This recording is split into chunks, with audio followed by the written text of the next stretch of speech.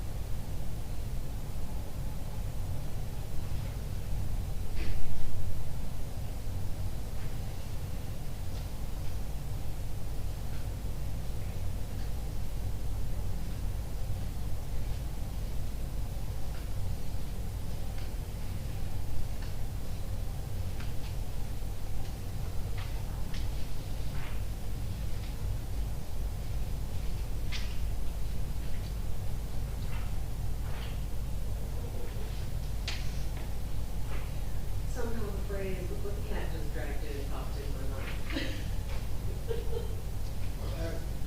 said, somehow the phrase, "look what the cat just dragged in," popped into my mind. How are you? He said, somehow the phrase, "look what the cat just dragged in," popped into my mind.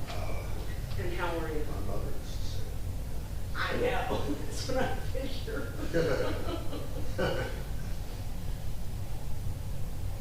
she's in the back. Yeah, 'cause Tony might come and Barbara. Is what? Tony might come, he's still on his way back from PA. And, Barbara is at physical therapy. So I said, I'll sit in the back and try and save you a seat. I'm so sorry not for a shot. No, no, think about that. You'll probably be fine. But I have to talk to the guy. I try not to make too many reliable decisions.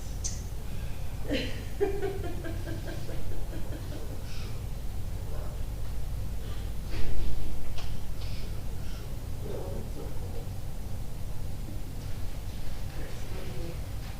cool. Howdy, how are you?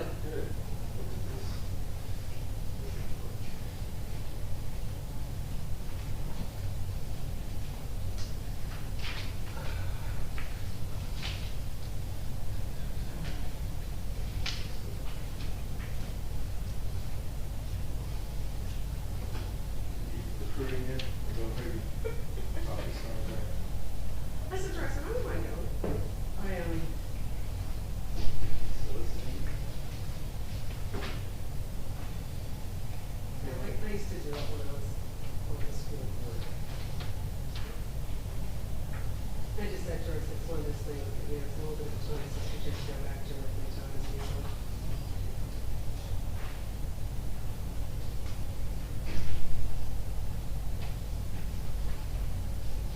Yeah, 'cause, you know, intentionally and unintentionally, sometimes it's like, something just off here, it's not here, Right. manager's not here. Hey, man. Oh, yeah, Who's there? it's Matt. The manager, the owner saying, oh, you don't want to here. Oh, failure modes, we have failure modes. We have administrative failure modes. Long time to see. But she has a. Yeah, that's what she told me.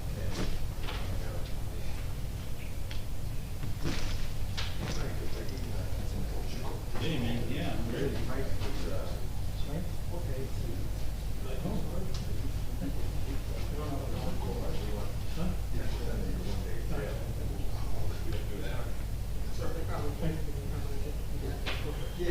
it's not page tweaks, because you know, your original owner.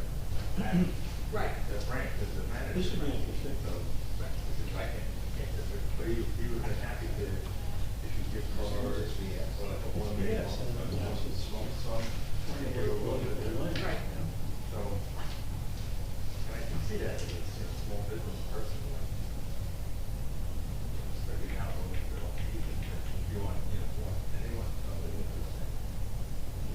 One of these, you know, that's, I thought that was like, good luck.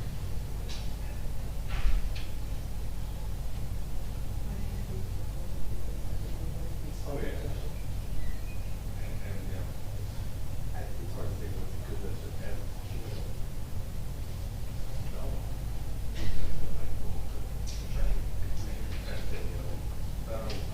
No, she has. It's hard to tell what's in the person's mind. How are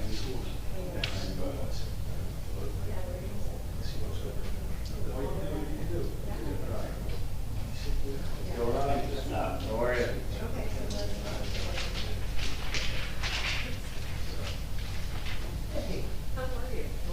Is this for Barbara? Oh, cool. Sure. So it's, of course, there's the. Yeah. Great. Yeah, this is what we deal with.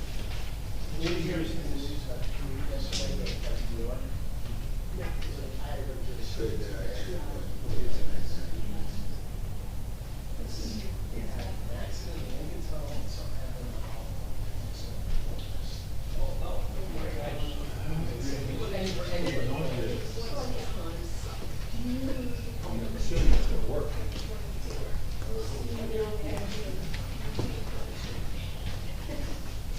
When I eventually clean up my day, it's gonna go to all aisle, which is on the side. Well, I'll take it if you're gonna throw it. Yeah. Frankly, I think that's lots.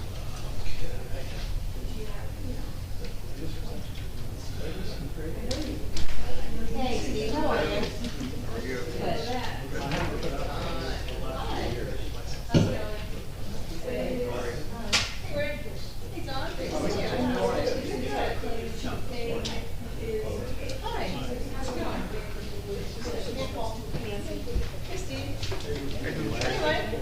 Hey, Erica. Thank you.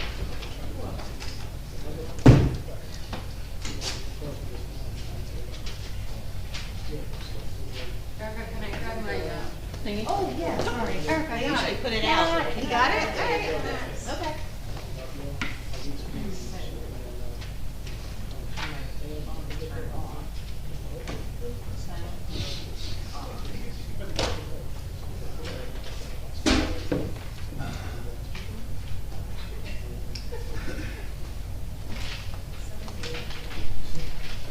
Hello, Councilwoman, how's it going? Everything good? How's Nick doing? I actually took the rat for a walk today in the park. Did somebody like play ball?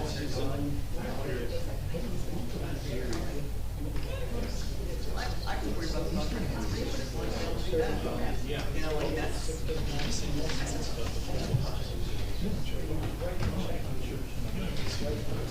Oh, thank you. Thank you.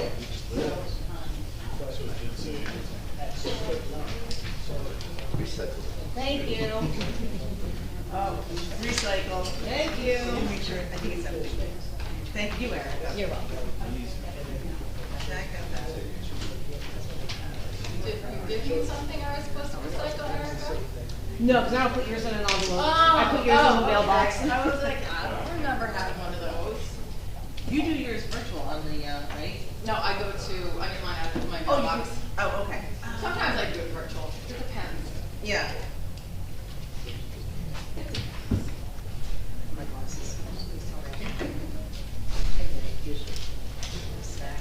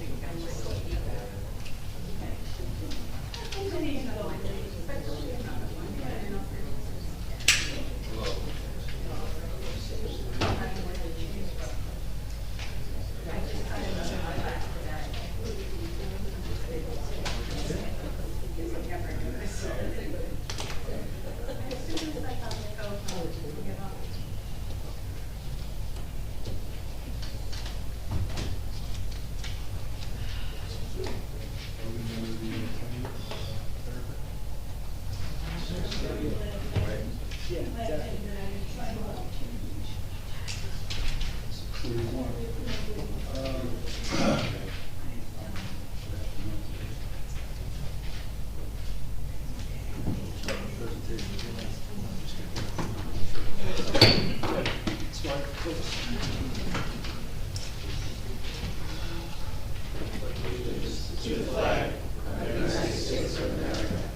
To the republic for which it stands, one nation, under God, indivisible, with liberty and justice for all.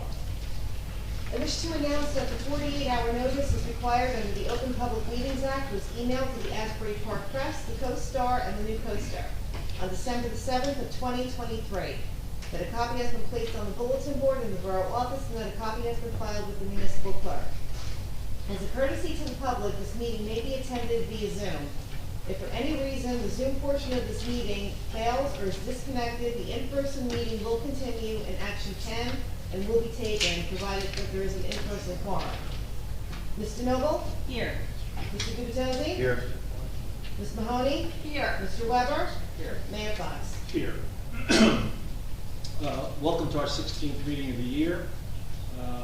I will continue to emphasize that we are going to have disagreements. We welcome disagreements, but our voices should be constructive. We want to brighter Bradley Beach and ask you to join us in that journey. Ask everyone to gauge their tone moving forward. We're all neighbors.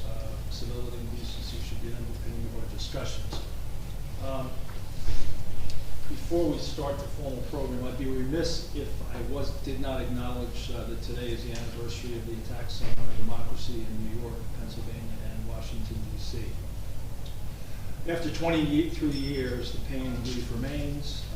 This bookmark of change has been with us for an extensive period of time. This morning, there was a annual meeting at Mount Mitchell at the Highlands that our county and state officials, led by Commissioner Tom Arnone, has had. It's an annual service and recognizes the 147 residents from our county that perished on 9/11. So what I'd like to do right now is just ask for a moment of silence in memory of those people.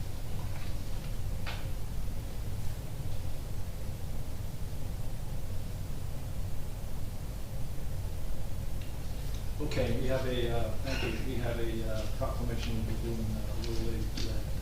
I'm going to make a motion to flip the workshop portion of the agenda and presentations and bids number 5 and 6 so that the beach folks, the Attorney Teal folks, and then there's a few others, the congregation can do their presentations and we can then proceed to the 319 Lorraine workshop.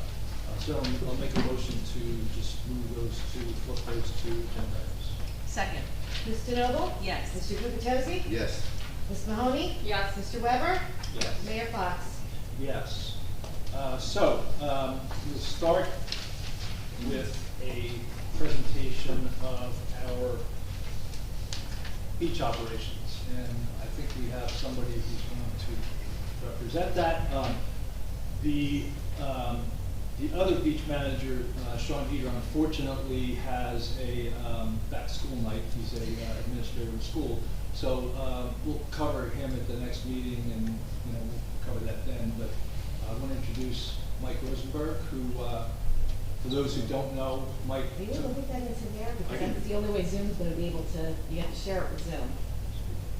Can I unplug that from this And thing? you're going to disconnect the Zoom. Okay. Do you have a file? I have a slide, Google slide. PowerPoint? Yes. How about the other Do you have one? a UBS drive? Because you can just put it in there. I mean, I can still speak, I just. Could you upload it? Could you Well, upload if it? you don't Could work, you upload it to the cloud somewhere? Have, Like a Google account? Michelle. Michelle has it. Michelle has it. Oh, she does, oh. Oh, there's Michelle. Oh, is she? Okay, never mind. She got it. Thank you, Michelle. So, Michelle's in the back. Oh.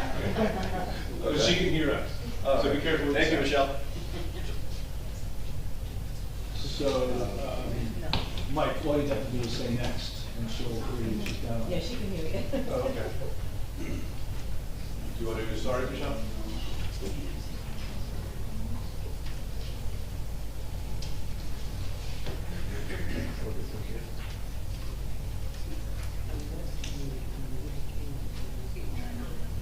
can. Did you hit the right one, Mike? Hold on. It's okay. So was it a good summer? It was a good summer. So I grew up here. There we go.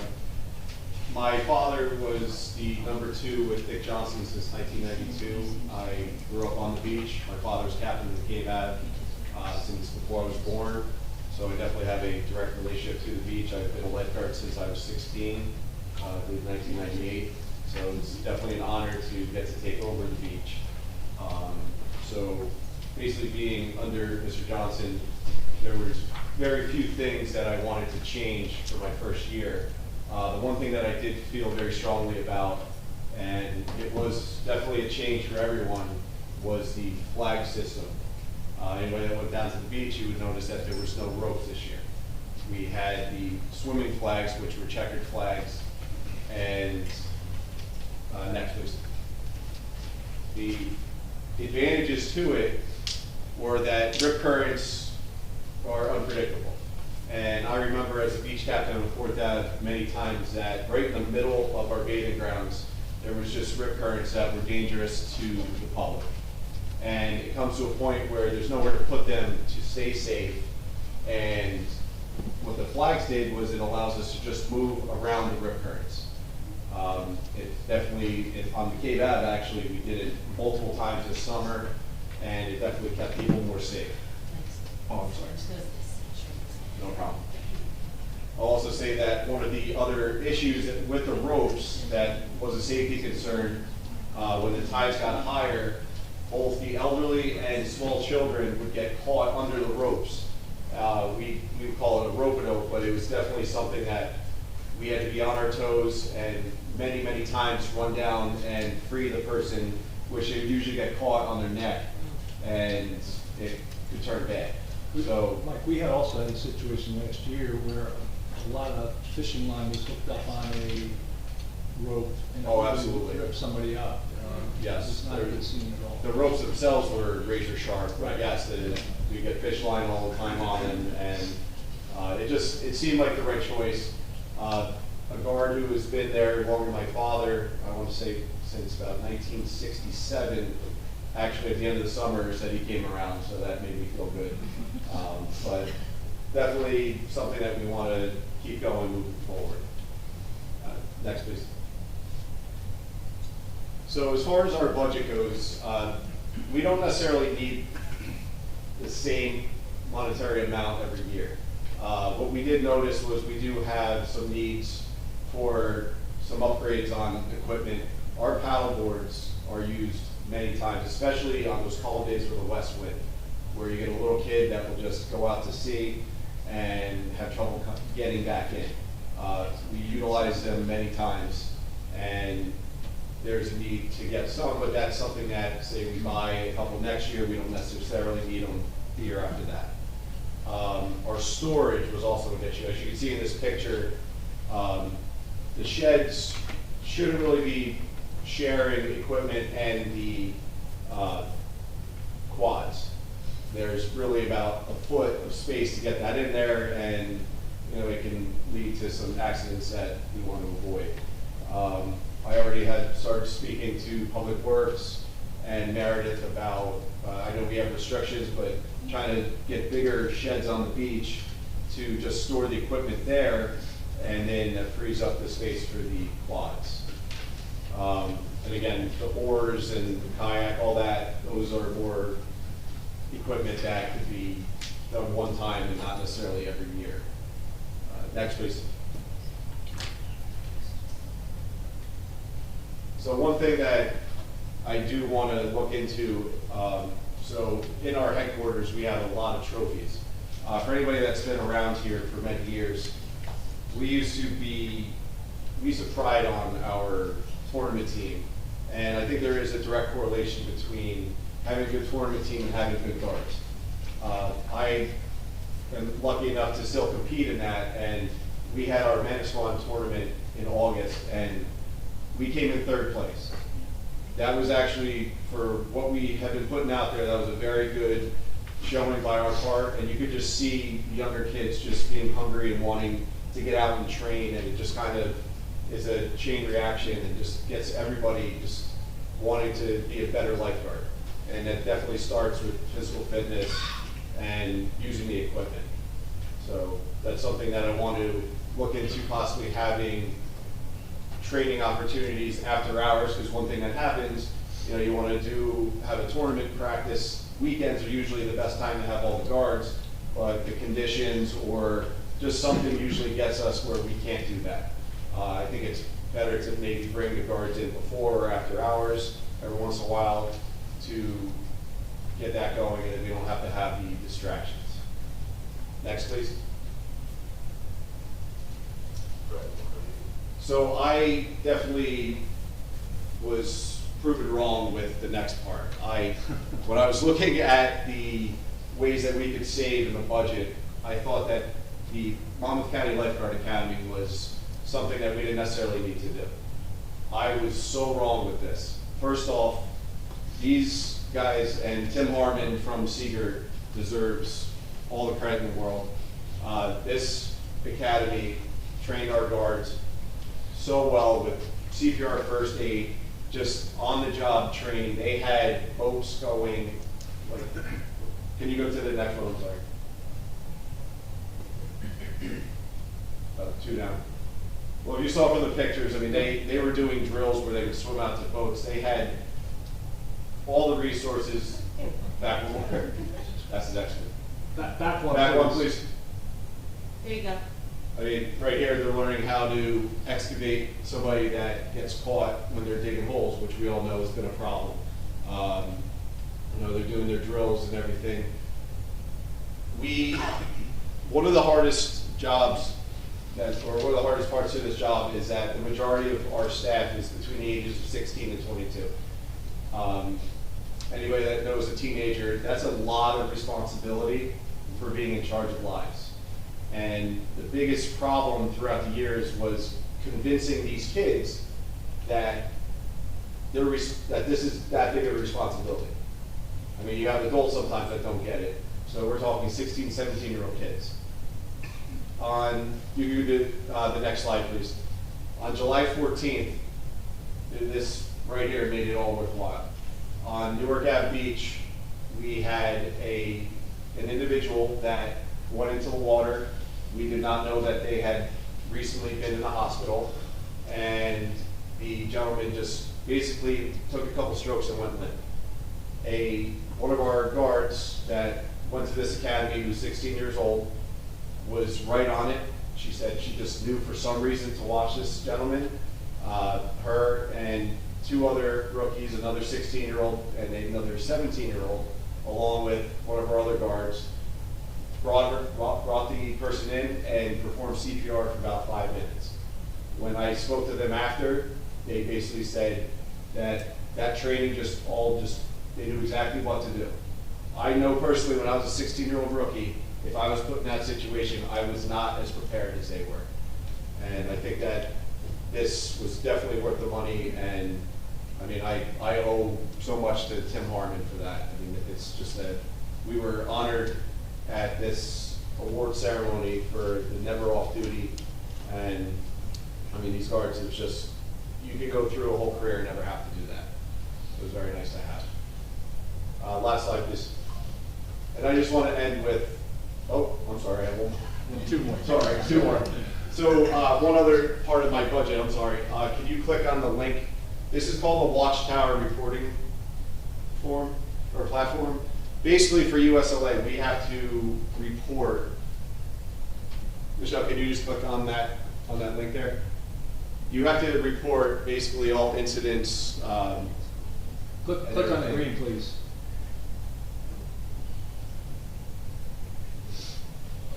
Well, I'll just explain it.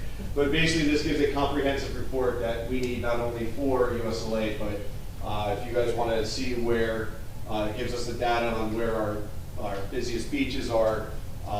The captains go on afterwards and they report incidents and everything. I mean, we can report every time we have to call the police. Any kind of major medical where we transfer the care to an ambulance or anything, and then they can come back another time and request that information. We have it available and we can print out reports from them. So this platform, which is $2,500, is definitely worth it for the advantages it brings. Mike, how long have we been using that for? A long time? Or? So I actually got this for free in August to try out. They gave us a free trial. It took about a week to get the guards to start implementing it fully. So this was incomplete, but I urge you, if you have, I know that you have it, just to take a look. But it gives a great report.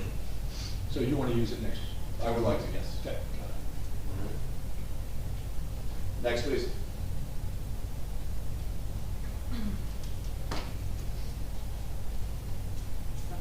And obviously, this was, again, where our guards were honored for that rescue, but I just wanted to just take a moment, because one thing that I was lucky to learn was the collaboration of everyone. I mean, the town officials, the police. I mean, it was great to know that they had our back, because obviously there's times that we need compliance and we won't get it unless we tell them, well, we have to call the police down. So it was great to have Chief Arnold on with our backs. Public Works, the gate guards, and the other chiefs. It was just the collaboration among everyone just made the summer go a lot smoother. That's all I got. Thank you. Thank you.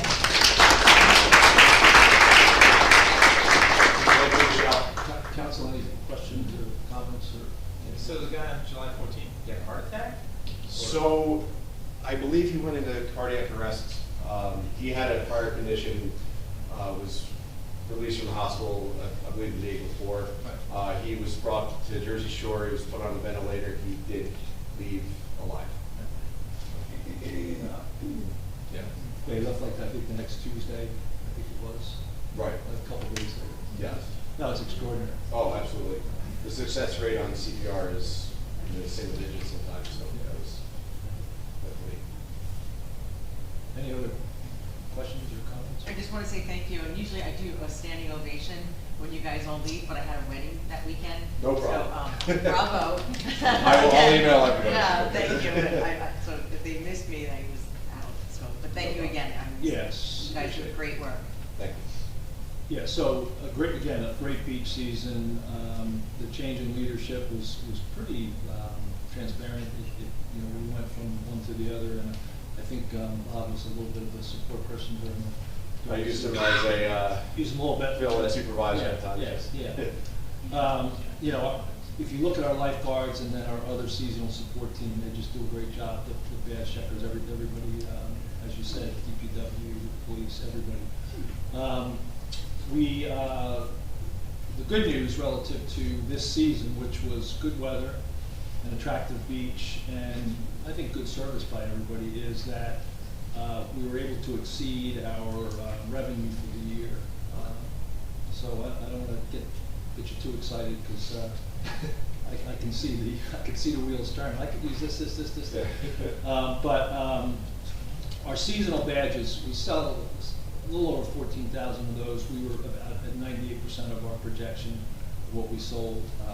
But we exceeded our daily badge by almost 12%. I'm talking about units, which is significant, because we were worried about kind of the erosion of that over the last few years. But it seems like when COVID went here, it started coming down, and it seems like people are now coming back to the beach after, I guess, just travel's a little bit of a pain in the neck when you look at airports. I think everybody's traveled out and they're back at the beach. So we had budgeted $1,850,000 in badge sales, and we actually went over $2 million this year. We were $2,032,000. So that's a surplus of about 184. So that's going to help us with that outfall pipe that we had to fund from McCabe, but also it adds to a surplus so we can invest and do some other things. So that's just some more good news. I'm going to cover that with Sean next week, but I thought we might want to hear too. It's right with the public. So thank you. Great job. Thanks again. Thank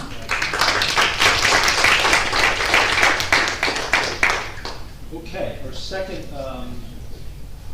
announcement or proclamation is, I'm assuming that, yes, you are, Here I am. I could tell by the T-shirt. So we have a proclamation, and for those who haven't been around town, you can see that we've got just a few of those teal kind of stickers. So, do you want to talk first? And Yeah, I'll sure. just read the proclamation, or? Yeah, that's Okay, fine. Great. Have some notes. Maybe introduce yourself. and- Yeah. Hi, everybody. My name is Michelle Collins. I've been a resident sort of here for the last couple of years. We have an annual on Park Place. But ever since I was a kid, my parents had a house in Belmar, a shore house, so I've been coming down here since high school. My kids are now in college, but we did surf camp at Avenue Beach with them for years. This was our beach. We just love Bradley Beach. We're hoping to eventually get the house here to be permanent residents, as both of our kids are now in college. One's at Quinnipiac and one is abroad and Prague. Yay! So, anyway, I'm an almost 10-year survivor of high-grade serous ovarian cancer. I was diagnosed at age 39, which isn't typical. It's usually diagnosed after age 60. This disease is rare and underfunded. Around 21,000 women will be diagnosed per year, and around 13,000 will pass away. It's a deadly disease. It has a high recurrence rate, and it's pretty much diagnosed late stage. There's really no early stage for ovarian cancer because there's no early screening test. By the time you have symptoms, a lot of the times it's beyond stage 1 or 2. They've found that it actually begins in the fallopian tubes, and this is part of the reason why it's so hard to get an early diagnosis or have an early screening test. And when it goes into the fallopian tubes, it then sprinkles onto the ovary, and by then it's open to your whole abdominal cavity, so the disease just spreads very quickly. There's a new recommendation. I like to just educate everybody because ovarian cancer is known as the ugly stepsister to breast cancer, so the more you know. A new recommendation is if you're having like a surgery that involves like your pelvic area or abdominal area, you can have an opportunistic self-injectomy, or you can request that, where the surgeon will take out your fallopian tubes if you're done having children to prevent ovarian cancer from ever happening. There are some symptoms. Some of the common ones include bloating, early satiety, where you get full quickly when you're eating, pelvic abdominal pain, and bowel and urinary changes. But there could be no symptoms, and a lot of these symptoms are very common, so people get passed off to different doctors and misdiagnosed for many months, sometimes years. It's important to be your own advocate. In about 10 to 15% of cases, there's a genetic link, a mutation, either BRCA or Lynch syndrome. I didn't have any mutations. I've been tested. But it's important to know your family history. If you have relatives who are diagnosed with early breast cancer, early age breast cancer, so like before the age of 50, or any age of ovarian cancer, if that's in your history, you should look into potential BRCA testing.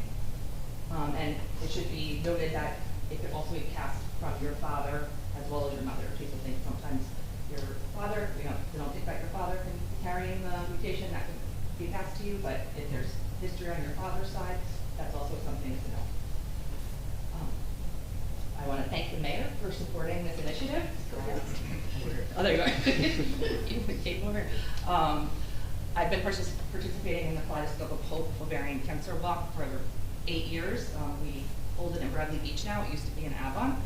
That's a separate organization from Turn the Town Steel, but we're all fighting the same mission to just raise awareness and raise money and funds to hopefully get an early screening test. Our walk this year, I'm on the board of Kaleidoscope of Hope, is September 28th at 9 a.m. in Bradley Beach on the boardwalk.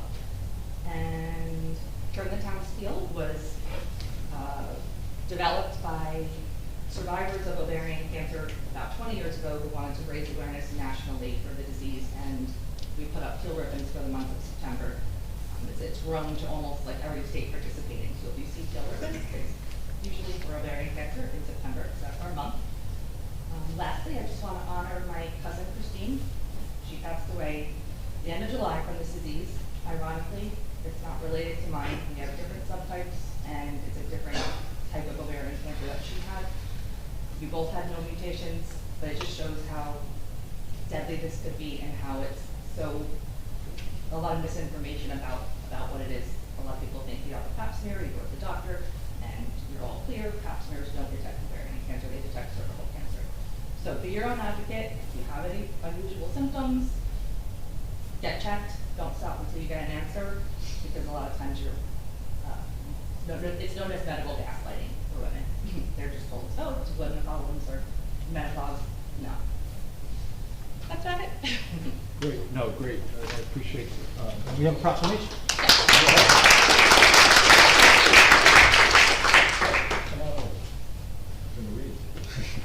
Okay, Borough Bradley Beach proclamation, Turn the Town Teal 2024. Whereas September has been designated as National Ovarian Cancer Awareness Month, and whereas Turn the Town's Teal is a national campaign to create awareness of ovarian cancer, and during the month of September, volunteers tie teal ribbons throughout towns. And let me tell you, they tied them in town. They're all over. Me and my daughter. Okay. Whereas Turn the Town's Teal was an inspiration of Gail McNeil of Chatham, New Jersey, and goes forward in her name and her honor. And whereas ovarian cancer is called a silent disease because symptoms are often subtle and or vague and often mimic other disorders. And whereas ovarian cancer is the 5th leading cause of cancer death among women, each year more than 20,000 women are diagnosed with the disease, and approximately 13,000 die from it. And whereas if detected in an early stage, the 5-year survival rate for ovarian cancer can be as high as 90 to 95%. However, there is no screening test, so awareness of symptoms remains imperative, and early detection awareness imperative. Whereas the Borough of Bradley Beach will participate in Turn the Town's Teal campaign with ribbons adorning parts of Main Street and the boardwalk for the month of September. Now therefore be it resolved, the governing body and Borough of Bradley Beach do hereby support the Turn the Town Teal Awareness Campaign and proclaim September as Ovarian Cancer Awareness Month. Dated today, September 11th, 2024. And you said September 28th was the walk? Yes. On the boardwalk in the morning? Mm-hmm. Great. Invite everybody to come. Yeah. Okay, thank you. Thank you so very much. Thank you. I do have one other comment. And I was asked to make this comment by one of our residents. For those who knew Julia Rand, she was the chair of our Arts Commission since it was originated. She was diagnosed and treated for ovarian cancer, and she remained in remission for 6.5 years until its return this past November. Julia elected not to go through treatment at that time. Julia was about 84 at the time when she passed.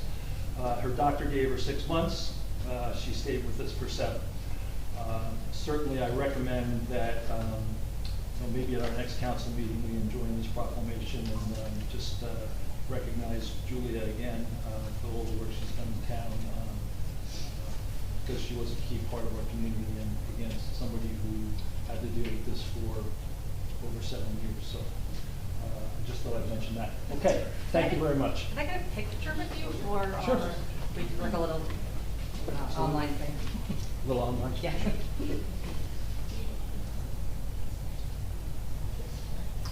Thank you so much.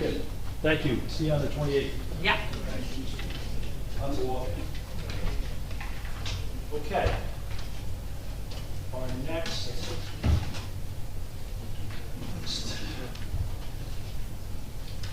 We have the congregation Agadah Akeem. Is anybody here from the congregation? I don't think so. I think they're partied out from their celebration on Sunday. But I'll read this proclamation. Second.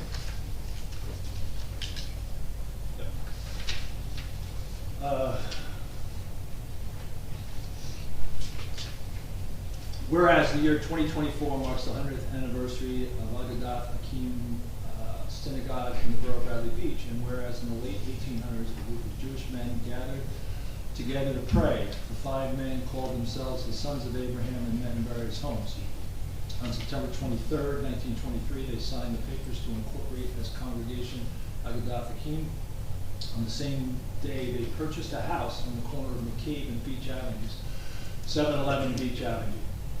And whereas in 1924, the congregation purchased a square lot on the corner of McCabe and Central Avenues, and in 1927, they celebrated the completion of a new synagogue in its present location. Through the expansion and renovations, the building eventually included a community center, auditorium, offices, a library, and as you see it today. And whereas the synagogue attracted many Jewish summer residents that came to Bradley Beach every year from Newark, New York, Long Island, and assuring them that they had a place to worship all summer. Many of them are all-year residents. The synagogue plays an important part in the lives of both social and religious gatherings. Whereas over the years, the congregation has served the community with events in the park that welcome the entire community, formed a team to face the police department in basketball called the Jews versus Blues, and invited the governing body to various social events. Now therefore be it resolved by the governing body of the Borough of Bradley Beach to urge the community to join in recognition and appreciation for the members, past and present, of the Congregation Agudath Achim for their commitment and generous contributions to the entire community. So we wish them the best. Go forward. I guess they did have their 100th celebration last Sunday. The place was packed, and they had a really good celebration, and it was a great get-together. They are trying to fund some improvements in their auditorium and then ultimately in their vestibule. That's probably not the correct term in Hebrew, but they've been great partners in our community. I've always said they're a community within our community. They do great things for us, and we certainly value having them as our community members. And for those who don't know it, Rabbi Kelman, who's been here, I want to say for, let's see, I don't have it in front of me, but I think 6 or 7 years now. Rabbi has been, he's moving to Israel. We certainly want to thank him for his leadership. And Rabbi Ari Velch is now the 7th rabbi since 1940, and he'll be taking over. I don't know if Rabbi Kelman has left yet, but his son's going to attend high school in Israel, and he's moving back, so we wish him the best. Okay, the last is something I touched on earlier, which is a proclamation on the remembrance of September 11th.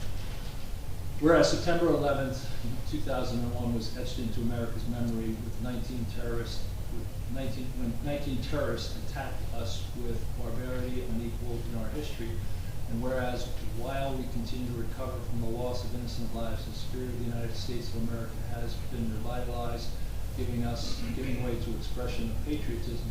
And whereas we as a community wish to honor the heroic service, actions, and sacrifices of first responders, law enforcement personnel, state and local officials, volunteers, and countless others who aided the innocent victims of those attacked, risking and often sacrificing their own lives. And whereas from the tragedy of September 11th emerged a stronger nation renewed by a spirit of national pride and true love of country, and whereas we honor and cherish the memory of thousands of innocent victims that were lost, and we extend our thoughts and prayers to the victims' families, and honor the heroic men and women who risked and sacrificed their lives so others might survive. And now therefore be it resolved on behalf of the governing body of the Borough of Bradley Beach, we hereby proclaim Wednesday, September 11, 2024 as September 11th Remembrance Day in the Borough of Bradley Beach, and urge our citizens to set aside September 11th as a day to mourn, reflect, and rededicate ourselves to ending terrorism and honor the victims of September 11th by reaffirming our commitment to sustaining our newfound patriotism. Proclaim this day, 11 September 2024. Okay.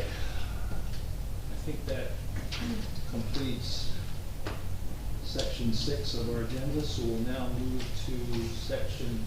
back to section 5.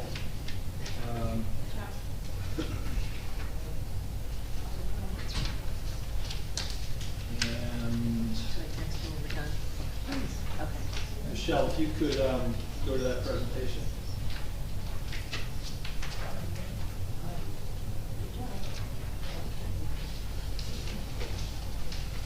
Okay, this should be very quick. I'm just going to really get us through the presentation portion of this really quick, and then we can move towards hopefully some action.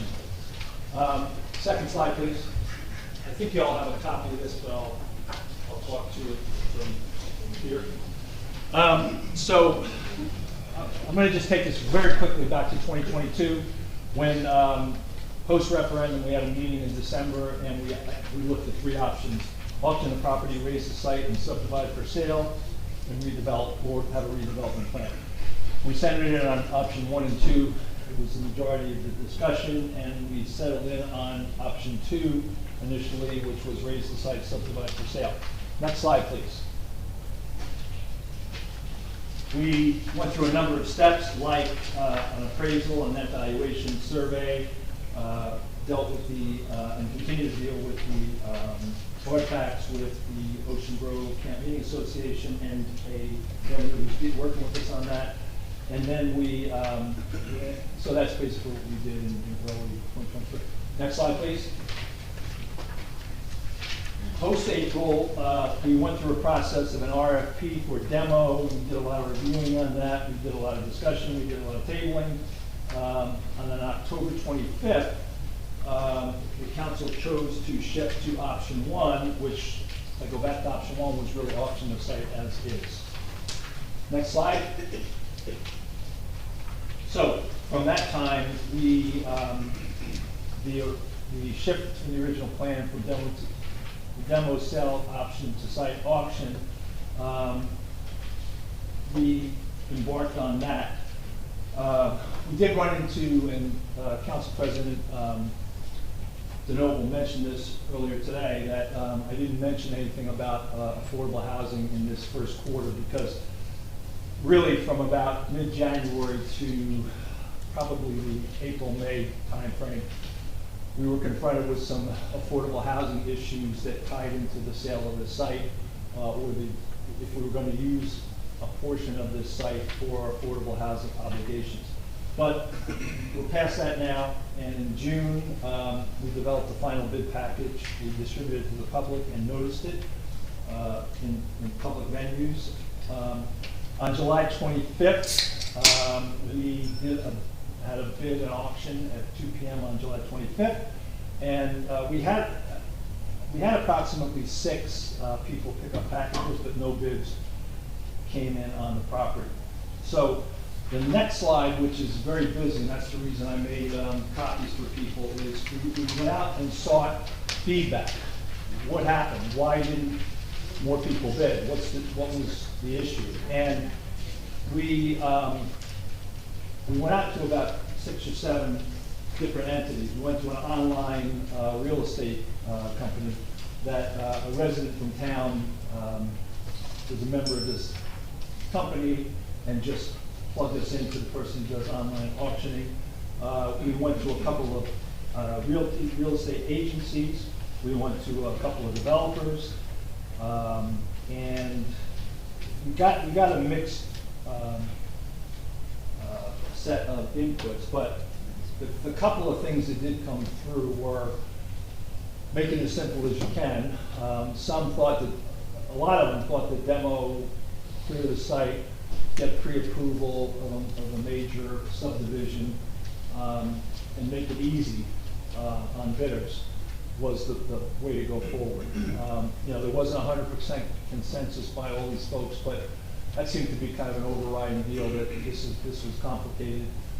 One of the realtors said, one of the developers said, given your start price, given what it takes us to build a place, there's not enough margin in it for us in our company to bid on it. So it was an interesting input. So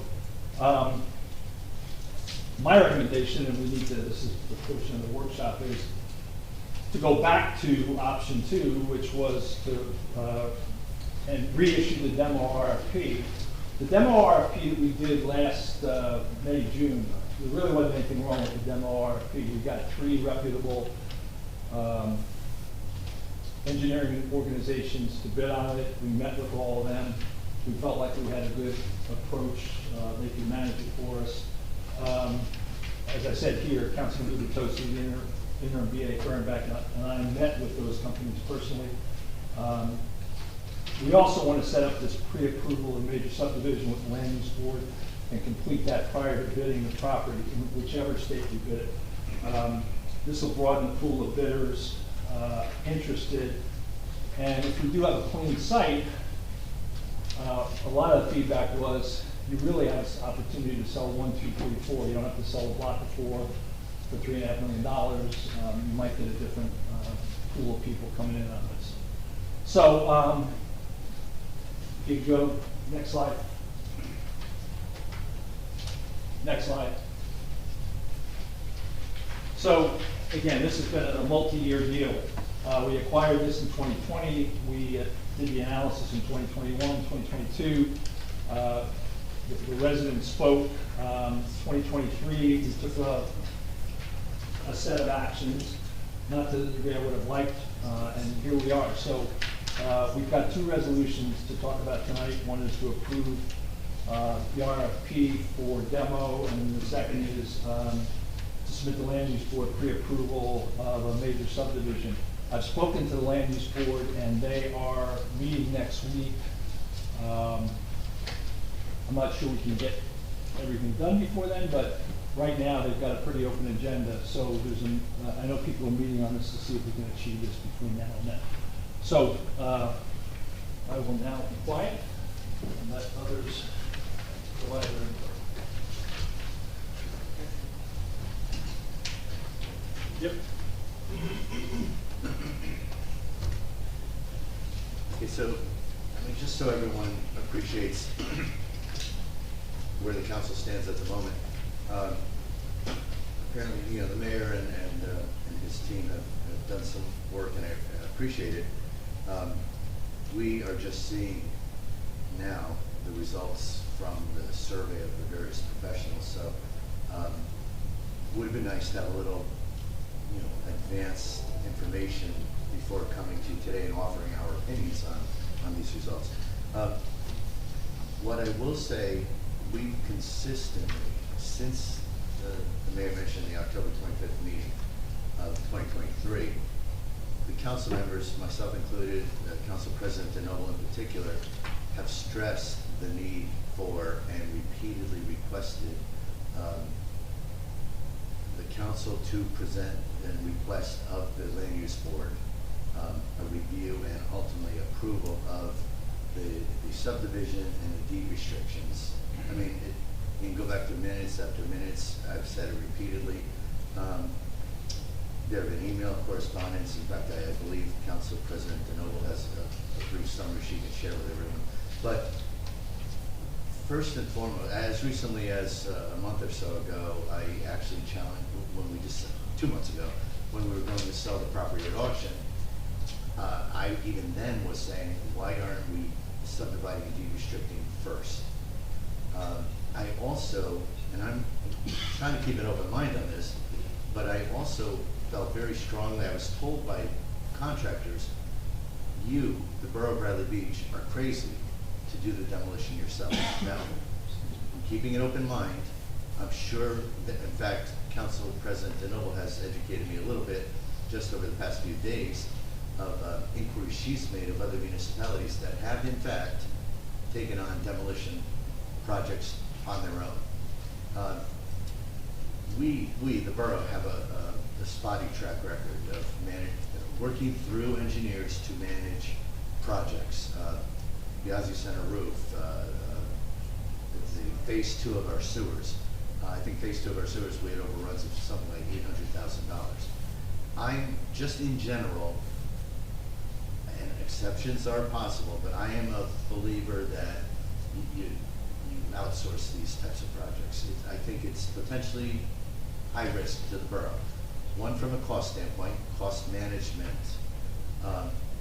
of this kind of demolition activity, on especially a structure of this size. My personal preference would be to say, hey, everybody bid on this, and whoever can do this job most cost effectively should give us the best price, because that maximizes their profit. Possibly overly simplistic. I haven't had a chance to question these realtors about it, or these, these firms about their reasons for, why they thought it was disadvantageous for them to do the demolition. But the obvious reaction I have is, well, if they don't want to do it because they're afraid of managing costs, then it seems a little counterintuitive for me, representing you, to say, okay, well, give us that risk, give us that cost. So as the mayor mentioned, back in October of 2023, I was very adamant, very clear, listed my reasons why I thought we really should not do the demolition ourselves. Now, clearly, when July came and went and we had no bids, legitimate questions why. I do appreciate that the mayor has followed up with experts to give us some feedback. As I said, I'm going to keep an open mind on this, but personally, I think the lots, from everything I've seen as a resident in town, everything I've seen in talking to realtors, these lots are, if they are clean, if we do the demolition, and if we do the subdivision, and if we do the deed restrictions, on average, they're going to be worth close to $1 million a piece. It could be a little less, could be a little more, but it wouldn't surprise me if we get proceeds close to $4 million after we incur the cost of demolition. I want to say this up front. My whole plan was to kind of outsource this. I thought it was the best interest of the public. I still think it could be, but clearly it didn't work on the first pass. But if we were to go forward with a demolition, I'm just letting everybody know right now, my inclination would be to say, okay, if we can do this, effectively, and we can protect our residents and manage our own costs, protecting our residents is important, because if we're managing this project through an engineer, there's environmental challenges that we face, and I want to make sure we nail those super clean so our residents are not adversely impacted.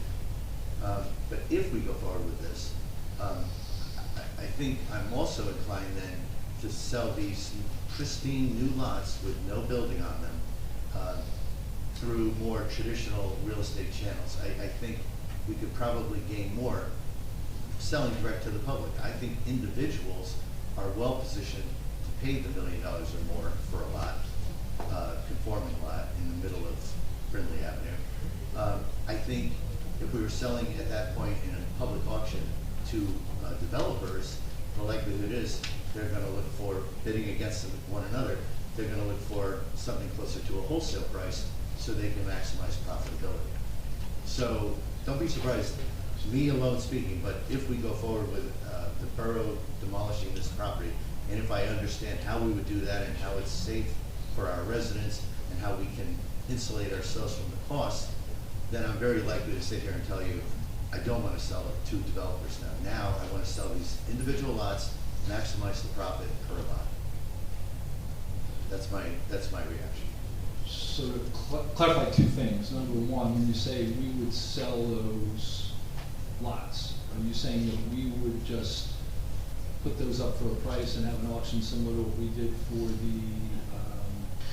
the last auction? No, the auction makes a lot of sense to me if we were selling the lots subdivided and deed restricted, but selling them in their entirety to a developer. But now, if we go through the effort of demolishing the building and subdividing and deed restricting these lots, now we have 4 prime pieces of real estate in the center of Bradley Beach, and we've seen houses purchased for over $1 million and have the houses raised. Right, but maybe I'm not being clear with my question. I'm trying to get, what's the mechanism to sell those 4 lots? I would think I haven't explored this because we're just getting information now, but I would think something closer to assigning it to a realtor. and- Okay, okay, no, I got Sell you. through MLS. Yeah, okay, gotcha, okay, yeah, that's all I wasn't clear. I'm sorry to interrupt. Whether it's 1 lot, 4 lot, you have to sell them by auction. Seriously. Do we sell them, but open to the public, not just the developers? Oh, well, the last one was open to the public as Right, well. right. Yeah. There aren't too many folks The sitting. in exact same way audience. we did it last time is the exact way we have to sell those Okay. properties. The only time we don't have to do an auction, with very few other exceptions, with like So- giving it to another municipality, is if it's a unimproved property that is non-conforming. So like your classic abandoned right-of-way, we can divide between the two property owners and make the offer and Right. get it appraised, okay. So- Otherwise it has to be auctioned. So in this case, because it's 4 lots, you could have, John Smith and Mary Smith Right. bid $1 million on 1 lot, and that's it, versus this whole 3.5 million deal.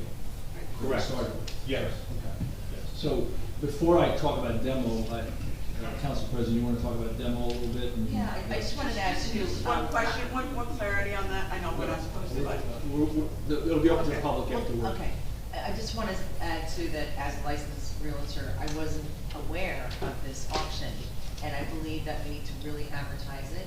It has to be out there in the newspapers, or some way we have to get the word out that these lots are available. I will say yes, whatever Al said, I agree with him as well, before that. And that I did speak with the VA and the mayor in Spring Lake. I also spoke with the VA and the mayor of Avon. And what they did, rather than hire an engineer, do we know how much the engineer would cost to manage this? We had 3 bids, and I think the bid that we were going to accept was 47,000. Yeah, And that's that what- was, yeah. that was an end-to-end. They managed the bid for demolition, they managed the environmental, they managed the whole thing. Well, they had both done this very similar with the church and Meadow Building in their boroughs. And they actually had their business administrator handle it. And they said the process was fairly simple. I know we have some asbestos and lead situations, but they said you could hire Envirotech. And then after that, they used, let's see, Spring Lake used the Mazza, and then Avon used Lurch. And even recommended going to Monmouth County and maybe get a price from them for shared services. So they said the process is relatively simple, and even the VA of Spring Lake said, you know, that he's estimated $50,000, which is pretty correct, would be better off in the taxpayers' pockets rather than our engineers, and this is something that a VA could handle. So I would suggest that we try that route before we start spending any more money on this location. So, Thank you. yeah, clear the word, please. So, when you say Monmouth County, we're saying that Monmouth County has a demolition group? Yeah, I did speak with the Public Works Director there, John, and he's, yes? It's who takes it, it's a disposal job. Right. So Nazis has a disposal, you have to have someplace to take the building when you're done with it. So Monmouth County has a landfill, and I assume they use them to dispose of debris. Yeah. That's what they said, they just give us, they'll give us a checklist and an estimate of what it would cost, so I thought that would be worth visiting as well. So we would put a bid out for demo. Yeah, I would, Bypass and management. also a shared service request to the county of Monmouth. Well, again, the question with Monmouth is that just for disposal of the debris, or is that to physically knock down the building? I'm not aware that I they believe, have that capability. that's what we have to, inquire with them. I don't know if you had done that yet, if you had the No. VA. I wasn't aware that they had. Yeah. I know they have disposal services, but they don't, I'm not sure that they have When I actually spoke, done. when I spoke with John, it sounded like they did both. Is Meredith on the line? Did she contact anybody? No, You know? no, not for the demo piece, no. Okay, so I think that's where we should start, rather than spending another dime, with an engineer. And a lot of times, they give you a price to start with, and sometimes that goes up too. So I think this is something that we should visit. And both Avon and Spring Lake said they would assist us with any questions or any help that we might need. And I think it would save us a lot of money. But the risk profile goes up somewhat. Somewhat. agree or disagree? I think it's worth the risk. I think, we spent enough money on this already. So, Councilman Gulatose, are you in line with that? Is it worth the risk? Well, only because Council President DeNoble brought me up to speed earlier today on her conversations with the other municipalities. I'll turn this back to the Council President, but I left those discussions with a pretty clear understanding that Spring Lake and Avon both suggested there really wasn't a risk. So, Mr. Mayor, I know you just asked if there was. And perhaps some slight risks exist, but at least what the professionals in those two towns told Council President, is that they said, why would you spend that was the number we were estimating, $50,000 on an engineer? There are apparently services, effectively, I don't know them, I can't qualify them, but apparently there are services where very strong professionals can be hired more on an hourly rate, $250 an hour to work with the construction company that's hired. But the point that they made to Council President was you hire a professional entity that does the demolition, they are going to manage it, minimizing any risk. No different than if we were to pursue selling it to an independent entity, and then that independent entity manage the demolition. So that's where I'm being asked to flip my position, and I've been told that the risk is the same, which is nil. I mean, Council President, is that fair, or? That is fair. What are the facilities that Avon and Spring Lake managed? One was a church, one was a building, is that what you're asking? Yep. Okay. Well, I'm thinking in the context of the size of that building, Oh. the age of the building. The church was very similar, I believe it was a 4-lot subdivision as well. Excuse me. Oh, what's in there? No. But you'll add to, you can call him anytime.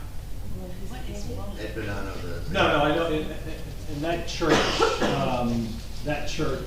I think it was, I can't remember what it was.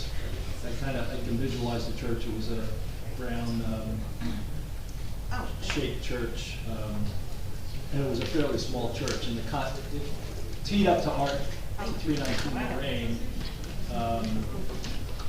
The thing that concerns me about 319 Lorraine is it is smack in the middle of the neighborhood. It is an extremely big church that's been around for almost 100 years. The intent of having an engineering company was to mitigate risk and ensure that we had no issues for those residents in the area. Now, if we do a bid just by a demo company, are demo companies adept at that? I'm sure that they are. I'm talking to North End Builders in Belmar, who I think originally were teed up to take that property from a realtor in 2019. They said they could make some recommendations on demo also, on demo company. So if y'all are willing to assume that risk, I don't have a problem in pursuing that, but I'll let Councilwoman Mahoney talk before.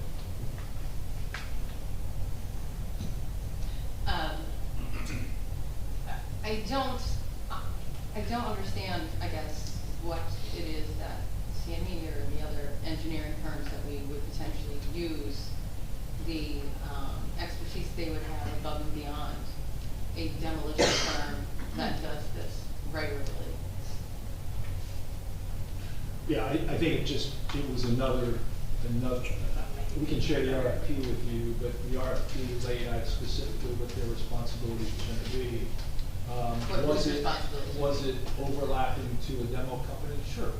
But Right. again, we were trying to mitigate risk and not have any issues relative to that neighborhood or residents. I understand it, we are shifting in order to move this process along. We're doing that. Demoing the church is kind of like buying a put for this town. Just doing that. It's like buying a put. There could be unlimited downside to this. Okay. You don't know how much this is gonna cost us. So we're changing our view to move this along. But I do think that a demo company, I think there's gonna be a lot of overlap between an engineering firm and a demo company. And I think that a demo company, I think if we do some research, that we could pocket that $50,000 that we need, since we're making this sea change, so to speak, to move this along. Then we subdivide the properties, and they're up for grabs for anyone who would like to purchase them, whether it be a developer or, John and Joe Chung. I wanted to make another comment, but I am. I'm troubled by the fact that the mayor has introduced this element of risk. Are you willing to take on more risk, less risk? We just received these descriptions tonight as we were sitting here of what experts believe. I came to this meeting 100% confident I was going to vote yes for one of the resolutions on the agenda. That's the resolution that says council approves moving forward with subdivision deed restrictions. And by the way, we've been asking for this since last October. It's almost 1 year and almost a month. What's the? Because I'm not understanding. What we're trying to do is move the process forward. Speaking, sir, can I finish? Sure, absolutely. My concern is we're being put on the spot, and you're framing this decision, in my opinion, very improperly. If there's risk, I want to understand what that risk is. I'm not going to sit here and say I'm voting yes or no, and I'm willing to take on some risk. My understanding from Council President DeNoble is there shouldn't be risk, but I haven't had a chance to talk to these experts. I don't know. I have a list that I got handed tonight, what the experts say. They're not talking about risk in here. They're talking about lower your bid price, deed restrict, subdivide. And back to what I was saying, we've been asking for almost a year, for 11 months, to deed restrict and subdivide. The mayor's calendar didn't say anything about that, all the requests we've made. But now, we're now finally being asked to vote on deed restricting and subdividing. And I guarantee you, I'm going to vote yes when we get to that tonight. But the second piece of this that we're being asked to vote on tonight, hire an engineer, we're just beginning to explore this. We explored it a little while back.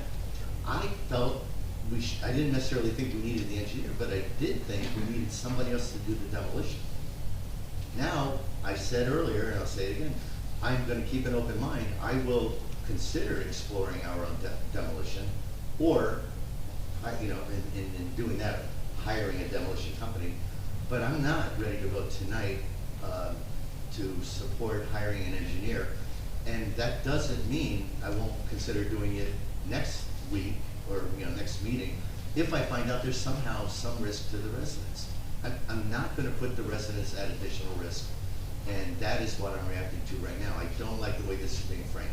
If I'm comfortable that there's no additional risk to the residents, and that's what other municipalities are telling us, that these demolition companies can do this and you don't need an engineer, I'm good with that. But I need to hear it from experts, from the demolition companies. And right now, this is hitting me tonight, Okay. so I need time. Okay, well, let me, you talk about history, let's reframe it.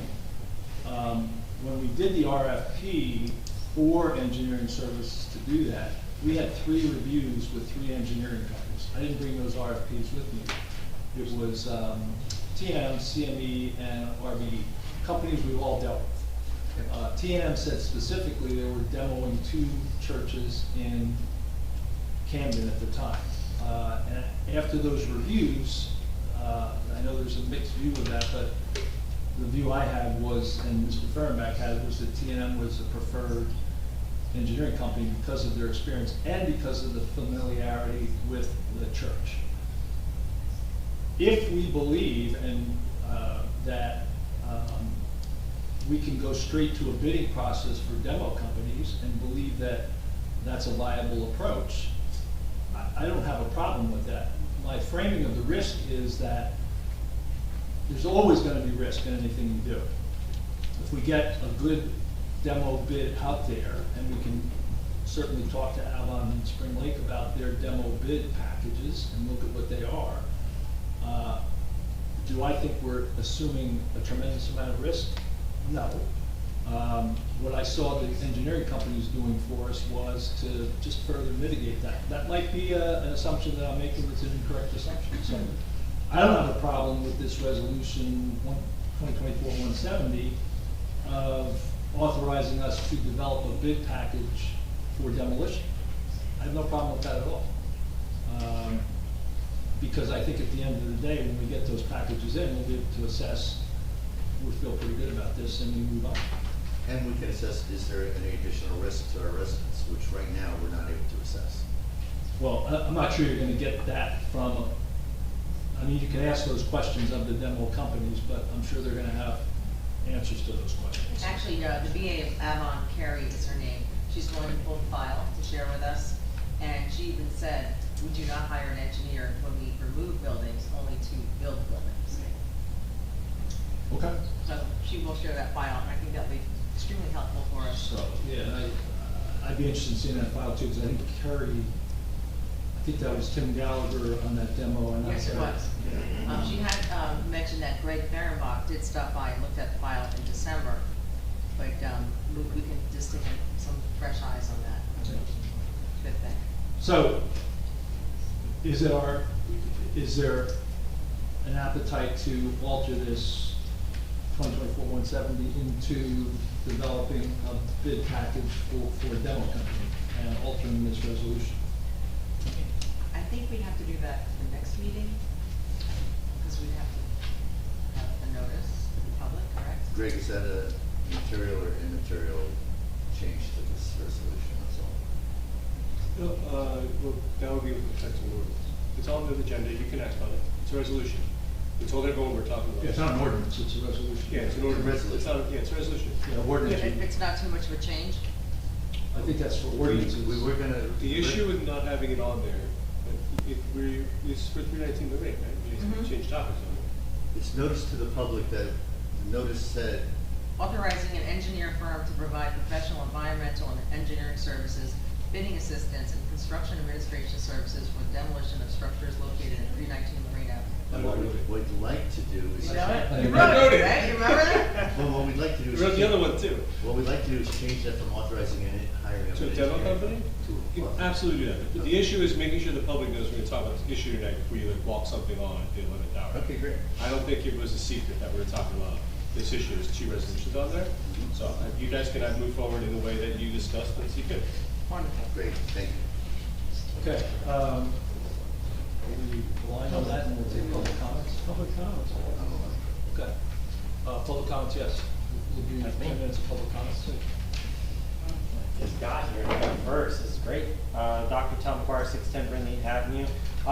One of my patients is a demo guy. He owns one of the largest ones in New Jersey. He demoed Asbury Parks before they built the big ocean thing. So they have a huge insurance policy. They have like a $10 million insurance policy. So I can put you in contact with him. He's a great guy. He's in Florida right now, but their company's awesome. So if you need a good demo company, he's great. Thanks. There you go. Wonderful. Yes, Mr. Chairman.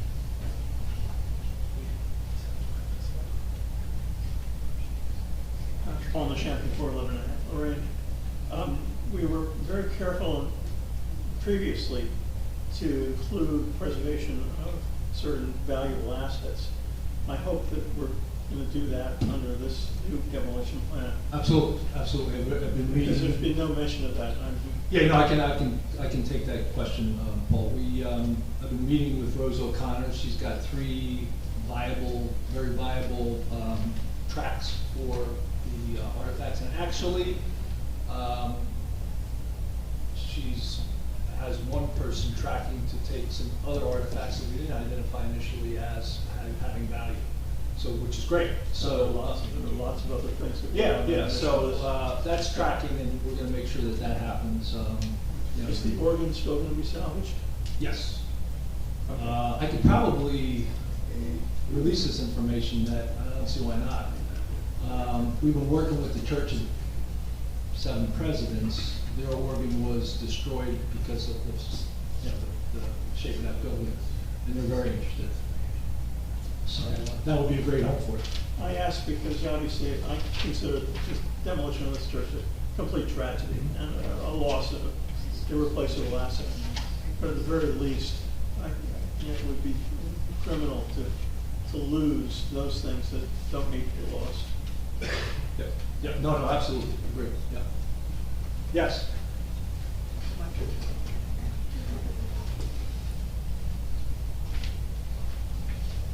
Susan Kennedy, 22 North Ave. My question was just that if you are going to be able to demo it and do the subdivide into 4 lots, similar, and you said we did have to auction it off again, can we do similar to that and set a minimum price per lot?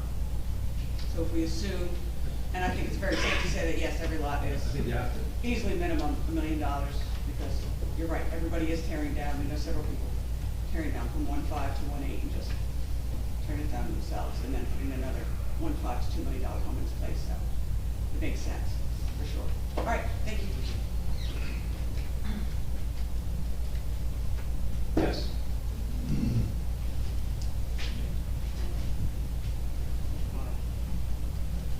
Mark Kenny, 216 Brindley.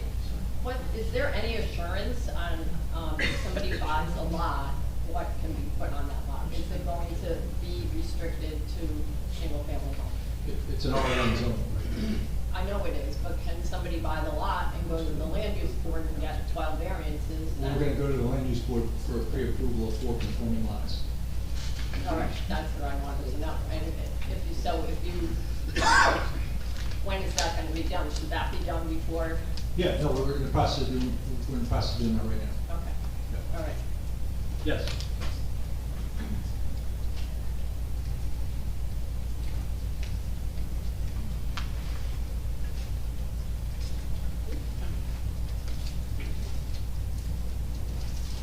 Nancy Meadow, Ocean Park condominiums. I'm assuming this is just the workshop portion. And I want to thank Council President Noble for, as always, doing her research. Because when I saw this, all I could think about was, why would we pay an engineer to destroy something? They are totally correct to use them to build. And then I thought about our professionals, supposed professionals. Let's give them the benefit of the doubt. I believe we still have a QPA under contract. We have an acting BA. We've got a volunteer BA. We have a code department. We have a public works department. And we have our GIF people. And it just makes sense to me that if you go out there and say, we want to demolish, take into account asbestos may or may not be there and its appropriate removal. How much is the disposal, the removal of the debris? How much is the disposal of the debris? And please be nice not only to the artifacts, but to the animals that live there. I can't imagine that we would spend in excess of $50,000. It just, as always, not being prudent with our money. So, thank you. We are not the first, we are not inventing the wheel here. So thank you so much for your efforts and what the relationships are about with your other towns. You're welcome, it's my pleasure. Yes? I just want to confirm, this is just for this workshop, it's not for all agenda items? Correct. Great. Hi, Beth Kepler, 504 Central Avenue. I just have a quick question. What is to stop somebody from buying 2 of the lots and then going back to the land use board and asking for variances to combine buying them to maybe make it so that they can build like a condo or something, will the deed restrictions preemptively stop that from happening so that it will have to stay, even if somebody were to buy into 2 lots, they can only build 2-family homes and not go back and get any kind of variances? Yes, that's. It's an I just excellent wanted to question. confirm that on the record. Yeah, yes, it's an excellent question, and that's why we wanted to do the subdivision pre-approval, so we could protect the neighbors and the residents of Friendly Beach. So it will be 4 lots, and it will be deeded as 4 lots, and not to be combined. Single family homes. Okay, Yeah. thank you, I just wanted Lots, to yeah. clarification. Excellent question. Okay, no other questions? Yes. Thomas J. Cohen, 612 Third Avenue. I'm just kind of surprised that I'm not on this feedback page. I paid the money to get the package. No one called me, for my opinion. I don't know why. I'm a licensed realtor. I've built houses and done subdivisions in this town. But yet no one called me, but they called these other folks. So I don't know what that's about. But I'll be happy to share my feedback right now. Because the reason I picked up the package, I presented it to a number of people. The reason was no one was interested is because of the time value of money. If you did the subdivision, like we talked about in October of 2023, then it would have been clear cut. A demolition permit could have been taken the next day, the building could have been taken down, and then the developer could then go to the land use board for a 10-minute final subdivision meeting. Because the preliminary subdivision, which you are now going to do, I hope, is contingent upon the building being removed. Okay? So that being said, the other problem was the additional cost involved. And I'm going to make a recommendation tonight. I know maybe my feedback is not important. But I would request that you do another resolution to have CME Engineering do a grading plan for the property. The grading plan should be required for the subdivision. There are substantial topography differentials on the property. And if we're really going to protect the residents around there, we need to make sure that the grades all work, and those grades should be confirmed in the subdivision, and that would be reflected going forward. So there is a substantial retaining wall there, but it doesn't match on the Madison side, so the grade could be adjusted there. And again, we're here to mitigate potential conflicts, and we don't want a conflict. So I would recommend that you do that and have that prepared before you go to the land use board for the subdivision. But I would compliment you on going to the land use board for the preliminary major site plan. It's a shame it didn't happen last November. I still can't figure that out. But that's my feedback, and hopefully you would have a marketable product with the approval, save the time value of money of the 3.5, 3.8, whatever the bid is, they can get to it right away. Thank you very much. Thank you. We have 2 people in Okay, Zoom? Mia? Oh, I'm sorry.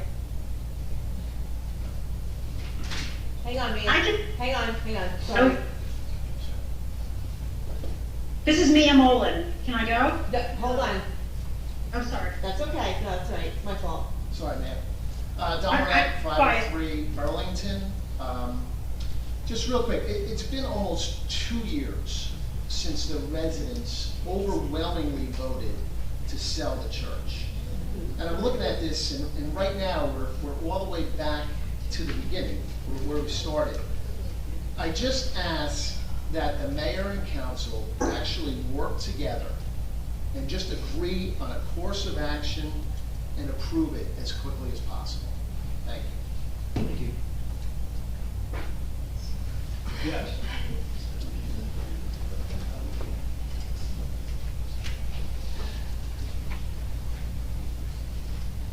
Hi, Brigitte McGuire, 610 Brindley Ave. I just want to remind everybody, no one voted to sell the church. The referendum was on $10 million. to sell, not even to sell the church, $10 million to spend on the church. So I want to remind everybody of that. I also would like to remind everyone that in the beginning of this year, when we had a business administrator who attended, we were discussing RFPs that the mayor and the VA kept mentioning about this property. No one knew what they were talking about. And we came up here and questioned time after time. What RFPs are you talking about? What RFPs are you talking about? We'll get you that information. We'll get you that information. Came back up. What RFPs? Do we have any information? No, we don't have the information. 14 weeks ago, which was before summer,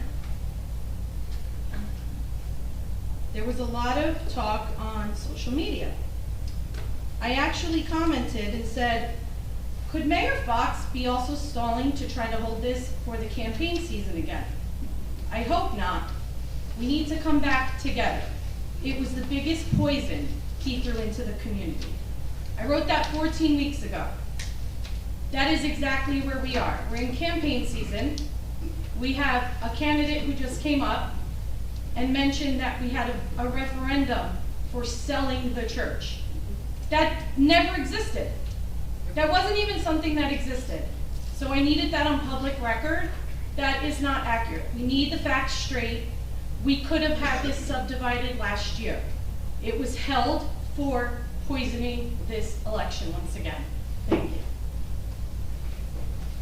Okay, Zoom? Mia? Yeah. Hi. Okay, go ahead. Hi, Mia Mullen, 302 4th Avenue. I may be ahead of ourselves, but when we get the sale, say it's $4 million, does that go into the budget for the year that it's sold, or is this something that's spread out over time? I'm just curious, like, we're all excited about finally selling this thing. Of course, we're gonna have a cost for selling it, the demolition, things that have been discussed tonight. But whatever we net at the end, hopefully it's in excess of $3 million, does that go into the budget for that year? I don't know why the mayor looks so confused by my question. I'm just, a curious resident. No, what confused me was the $3 million number that you mentioned. We have about $2 million sunk into this site, so if we do sell the site for $4 million, we still have to fund the demo, so, whatever that comes out to be, it's not gonna be $3 million. Okay, and I might not know all the back on what the Yeah, expense. but to your question about what happens to the funds would be put in abeyance, and we probably apply it to the capital improvement funds going forward. That just might be my lack of knowledge on accounting, but whatever we make profit out of the sale, I guess in simplest terms, the answer is that it doesn't necessarily go right into the budget for that year, that specific year. Correct. Or we skew things. Correct. I just, because I think that's what residents think. They're like, oh, we're gonna sell this, and, it's gonna help our taxes, but is it gonna help for just the 1 year, or is it spread over time? It won't help us for 1 year, and it is spread over time, yes.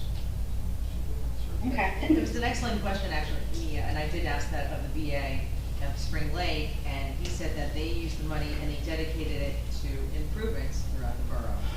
So he suggested we do the same, and the mayor just said the same idea as well, so we're in agreement. So it's not like you can replenish our depleting surplus that we had, the $2 million, which is now down to, less than $1 million over the last couple of years. That's been supplementing our tax increases. It's not like you can put the money back into that, into our surplus. It would be used for improvements. You can, but again, we have to make that determination whenever we net the money out. Okay, just wondering how we're gonna dig out of the hole that we're in, if this helps or not. I guess I can't get overly excited, except in the long run, we do get the tax revenue, which hopefully helps in that respect. Yep, okay, thank you. Thank you. Next question? Anybody else? No, I don't see anything else. All right, we'll vote on those resolutions, we get the individual resolutions, hopefully by then we'll have this other one tweaked. So we'll close the, public comments, and we will move to approving the minutes. Make a motion to approve the minutes of August 28th. Second? Mr. Noble? Oh, yeah, thank you. Yes. Mr. Gubatose? Yes. Ms. Mahoya? Yes. Mayor Fox? Yes. Okay, I'm just waiting for. I'm trying to answer slow.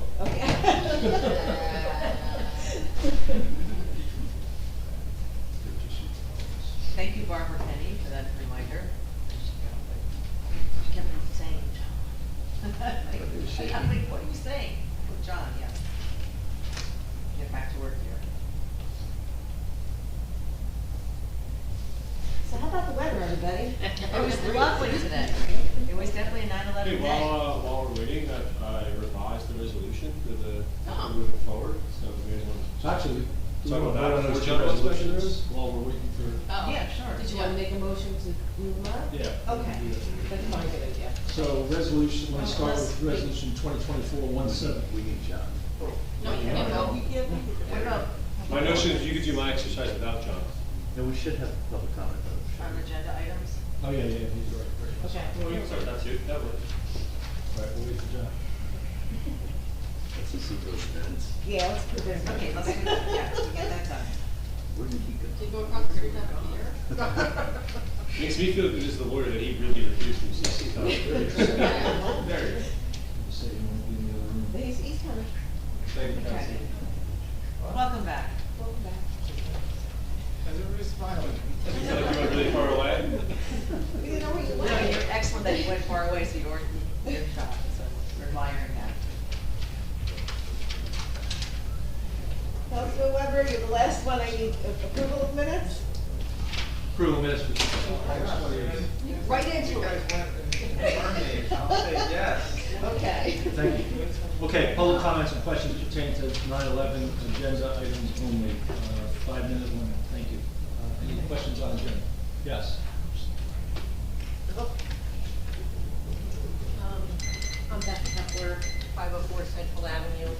I'm providing this, I'm going to read it into the minutes. You provided them. Can I show them?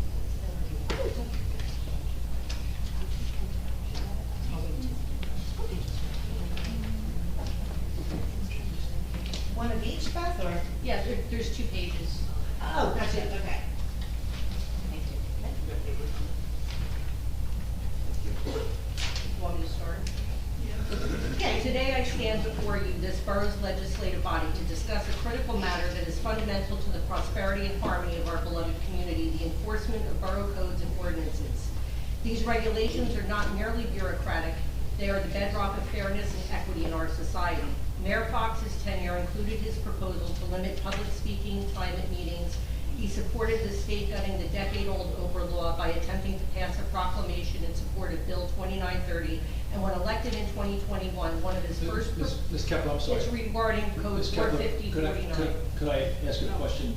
How does this Yes, it's pertain to regarding the Code agenda? 45049. It's at the top of the paper. But. It's Code on the 450 agenda. Resolution 2024-172 is regarding Code 45049. Mayor Fox's tenure included his proposal to limit speaking at time of meetings. He supported the state gutting the decade-old Oprah law by attempting to pass a proclamation in support of Bill 2930. And when elected in 2021, one of his first proposed ordinances, 2021-14, amended our Borough Code 45049, aimed to limit political signs, which was in violation of the U.S. Constitution's First Amendment right to freedom of speech and expression. All of these limit the transparency and the accountability we demand from our government. Current mayoral candidate and chairman of the planning board appointed by Mayor Larry Fox is on record in the land use board meeting minutes dated July 22nd, 2021 as follows. Chairman William Shook makes a motion to move ordinance 2021-14 to council, finding it is consistent with the master plan of the Borough of Granby Beach. It's also notable importance to this discussion. Mr. Shook, as a private resident, spoke vociferously at council meetings in support of the aforementioned positions held and actions taken by Mayor Fox. Our borough laws are designed to ensure that every resident, regardless of their background or circumstances, enjoys the same rights and protections. They are the rules that govern our shared spaces for safety or quality of life. When we enforce these ordinances, we are upholding the principle that everyone is equal under the law. This is a cornerstone of our democracy and a testament to our commitment to justice. Consider the impact of these regulations on our daily lives. Zoning laws prevent chaos of unchecked development, ensuring that our town remains safe and livable. Building codes guarantee our homes and public buildings are constructed to standards that protect us from harm. Health and safety regulations ensure our food, water, and environment is clean and safe. By enforcing these codes, we protect the most vulnerable among us and create a community where everyone can thrive. Moreover, the enforcement of ordinance fosters a sense of trust and cooperation among residents. When people see that laws are applied fairly and consistently, they are more likely to respect them and feel that a sense of belonging and responsibility towards their community. This mutual respect is the glue that holds us together, allowing us to work collectively towards common goals. The equal and consistent enforcement of borough ordinances and codes is not just a legal necessity, it's a moral imperative. It's about ensuring our community remains a place where fairness and equity are not just ideals, but realities. Let us all commit to supporting and upholding these regulations, for in doing so, we honor the principles of justice and equality that define us as a community. Allowing unenforceable borough ordinances and codes to remain on our books, especially when they conflict with state and/or federal laws, poses several significant risks. Legal confusion and uncertainty, litigation risks, erosion of trust, administrative burden, economic impact, inconsistent enforcement. It is crucial for our borough to review and uphold our ordinances and codes to ensure that they are enforceable and in harmony with state and federal laws. This proactive approach will help maintain legal clarity, public trust, and stable environment for residents and businesses alike. It's imperative our local laws are legitimately legally sound, enforceable, and not in conflict with state or federal laws which supersede them. Ensuring this will help maintain the integrity of our governance and will serve to protect the rights and responsibilities of our community members. In conclusion, I'm asking Councilman Al Gubitosi, current mayoral candidate, if you are elected mayor of this town, will you commit to a thorough review of our borough ordinances and codes? I believe a comprehensive review will not only serve to enhance the effectiveness of our local government, but also rebuild trust, help this community begin to heal from the past 4 years, and instill transparency for the residents of Bradley Beach. Thank you for considering this important matter, and I look forward to your response and hope to see positive changes in our community if you are elected our mayor. Thank you. Thank you. Just two. Here's a question pending for Councilman Gubitosi.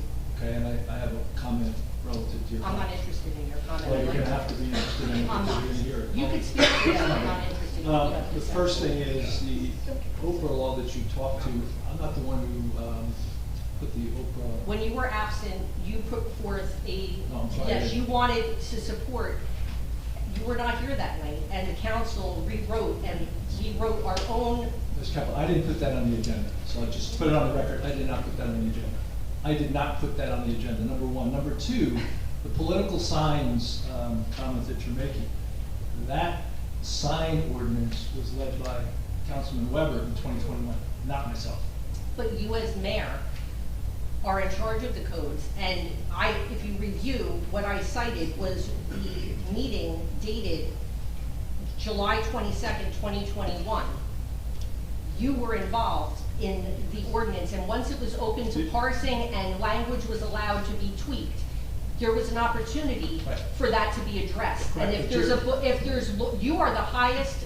But you're implying that I aimed at targeting Oh, I'm not political implying, signs. I'm saying it No, directly. it didn't happen, so I'm just saying. Okay, well, I'll Put that create a on the video record. and I'll post it to support Please my do. position. Thank you. I'm still waiting to hear what Mr. Gubitosi's question, answer to my question is.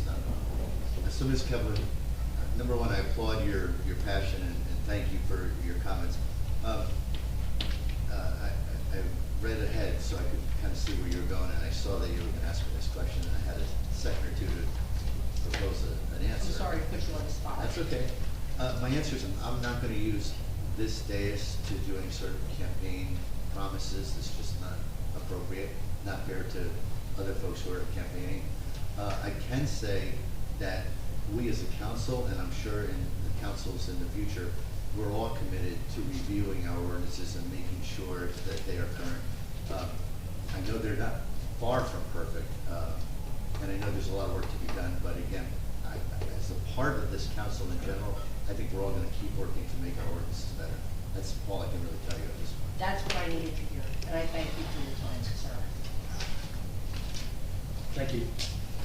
You're not welcome. Yes. Thomas J. Cohen, 612 3rd Avenue. I'm here to comment on resolution 2024-172. This relates to a property that I am an owner of, 401 Main Street. I'm here because I'm a rule follower, and I just like. You're a what follower? I'm sorry. I'm a rule follower. A rule follower. Yeah, I know that's unusual in this day and age, but I am. And I'm distressed by the fact that the code office stopped by the business where Andrea Perez and Hansel Batiste are the owners of Hatch 44. And on a busy morning, they were told that they had to remove their sandwich board sign. And no warning, no nothing. I got a phone call, TJ, why do we have to take the sign down? And I read the ordinance, and quite frankly, I couldn't figure it out. But it does say that, you know, there has to be a zoning approval. So that morning, I went and took pictures of every other sandwich board sign, which apparently didn't get the same warning. Now, I attend every meeting, and clearly they didn't get resolutions either. So my question there is, why was I singled out? I don't know. Oh, okay. Well, I'm gonna give you the list, so the code officer, I'll do some of his work for him. There's pictures included. When the ordinance was written, you know, we assumed that if the sign met the requirements, then it could be there. If it didn't meet the requirements, then the code officer would come. I hate to burden these other 11 businesses with having to come in here, take time with the clerk, take time with the zoning officer, submit their, I mean, I do it all the time, so for me, it's not a big deal, but for other people, it might be. But I'd like consistency in the ordinance, and I appreciate you to consider the resolution tonight and approve mine, and then look forward to the other 11. But I just don't like being singled out, but it does seem to happen here a lot. Thank you. Excuse me, Mr. Cohen? Yes. Are you saying the impetus for this resolution is because the code officer came to you? No, the code officer came to the business. Came to the business, in the morning though. while they were operating. Right. Told them they had to remove their sandwich board sign, that it was not legal under the ordinance. He didn't leave a warning notice, didn't leave a card, didn't leave anything. They called me in a huff. They were upset that there were people in the restaurant at the time, and it was uncomfortable for them. And I told them, to put the sign up, and I'd be happy to pay any fines. That's what I told them. At that point in time, fortunately, I was home. I walked the street. I took all the pictures, which are in front of Mr. Cannon right now, with the detailed list of all the other apparent violators, which were not singled out. So that's the impetus for me. I submitted my letter for this resolution that afternoon, that Wednesday afternoon, and I was told by the technical director of the code office that the zoning officer would be in on Thursday to review it. So I was very proactive in terms of turning it. So you requested this resolution? I requested this based on what I was told. So Okay. I was told, and so here I am. Thank you. Thank you very much. Thank you. So Mr. Cannon, a question for you from a legal standpoint. Is Mr. Cohen correct that this is a requirement, like do all the other owners that use these sandwich board signs have to come forward with resolution, with additional approvals? I mean, the ordinance says that each storefront on Main Street is entitled to one sign directly in front of the business advertising within 10 feet of the front entrance to the business. Sign can't be more than 24 inches wide or 40 inches tall, and it's got to leave a 4-foot wide pathway at all times. If you follow those restrictions, then you're supposed to be able to just, the intention as we pass it here is just be able to put it out. Not to have everyone with every sandwich board sign. There's another section that this request came in there. Now I understand why. I didn't actually know why. Although one thing that wasn't clear to me from the picture that was attached was whether it was within 10 feet of the front door or not, because I don't know, it wasn't possible to scale, so I didn't really know when I wrote it up, whether it was 10, maybe the 50, more than that, you might know. But in any event, if you want to put it, like, the Back in Time sign cafe, like, the third section is really written for that sign, because it's a Main Street business, but it's not fronting on the sidewalk like everybody else.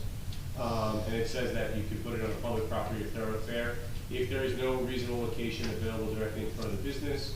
And then it says it has to be located within 15 feet from the front entrance to the business.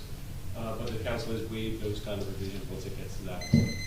So the idea was, you know, I don't know, you know, it's in 10 feet, but that's within 10 feet of the front of the business for the door, then it really doesn't, it's not, we're not supposed to have a resolution.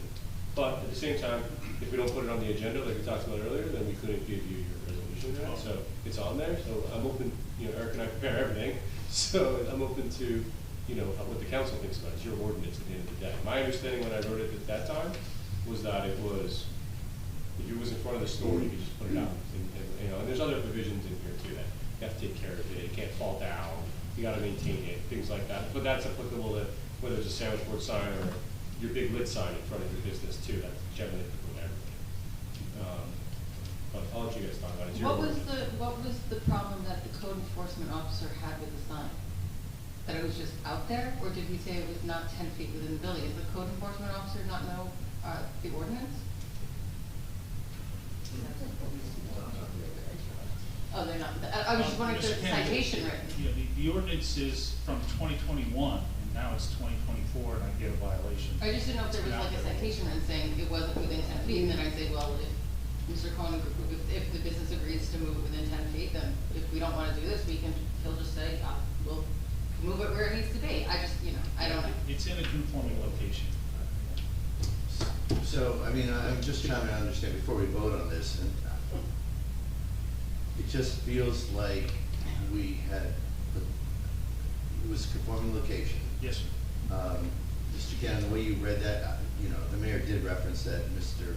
Councilman Weber led the charge on some of the zoning changes to signs, but I was a part of that as well. I recall a lengthy dialogue about, you know, positioning these sandwich boards, and you are correct, my memory is the same, that final section was really designated for folks like Back in Time Cafe, which, as far as I know, they're the only ones.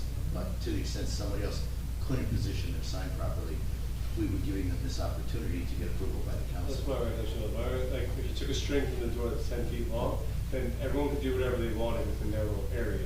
But what we didn't want to have was a competition for the best sandwich board sign spot all over the sidewalk and have them moving around like chess pieces every day.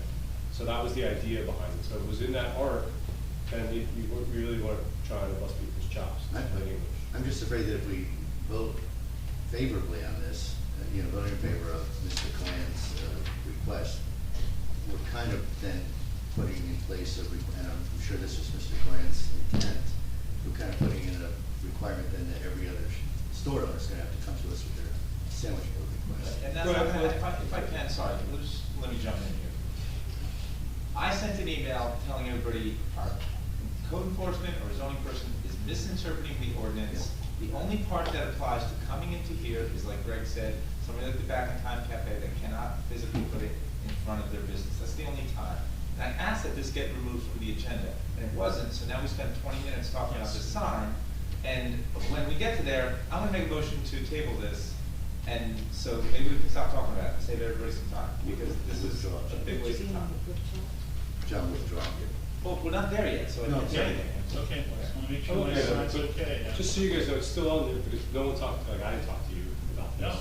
So you made a request in writing to us, so, you know, we put it on there so you guys could consider, you know. Thank you. If we don't, then he walks in and makes a resolution and he waits 2 more weeks. So that's the catch-22 we got it. But the mayor and the administrator got my email, and they could have seen the logic and taken it off the agenda. And talk to code enforcement. Exactly, So because I'm not allowed to talk to code enforcement, so. I'm just doing what I'm instructed, so I'm just following the rules. Thank you. Thank you. Any other questions? Jess?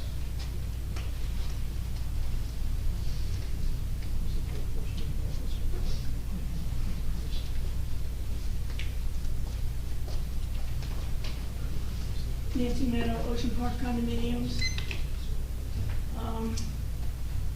I know Mr. Patton will agree that I am like Mr. Cohen, and I like rules. And I like rule, right? You told me that, don't you? So, it kind of confuses me that, there's a recently hired employees memo. And regarding one of the people on that memo, that's supposedly a part-time employee, it doesn't list the amount of hours. And here it is, 9/11, I think we all know what date it is today. And I am well aware that that person was working here at least on July 9th, 2024, if not prior. So to me, we're doing a little catch-up, which, you know, for somebody who likes rules in order, says we have a systemic problem in how we run things. Lucky for you, I really don't care about this image 4 times. But again, with order, I need to touch base because we weren't allowed to speak in the 45 minutes of proclamations. And I'm not going to judge causes, not my place, that's personal. But I will judge the protocols. So I come to these meetings, I do sometimes go to the ladies' room, / men's room, and I do sometimes space out, probably more often than I use the facilities.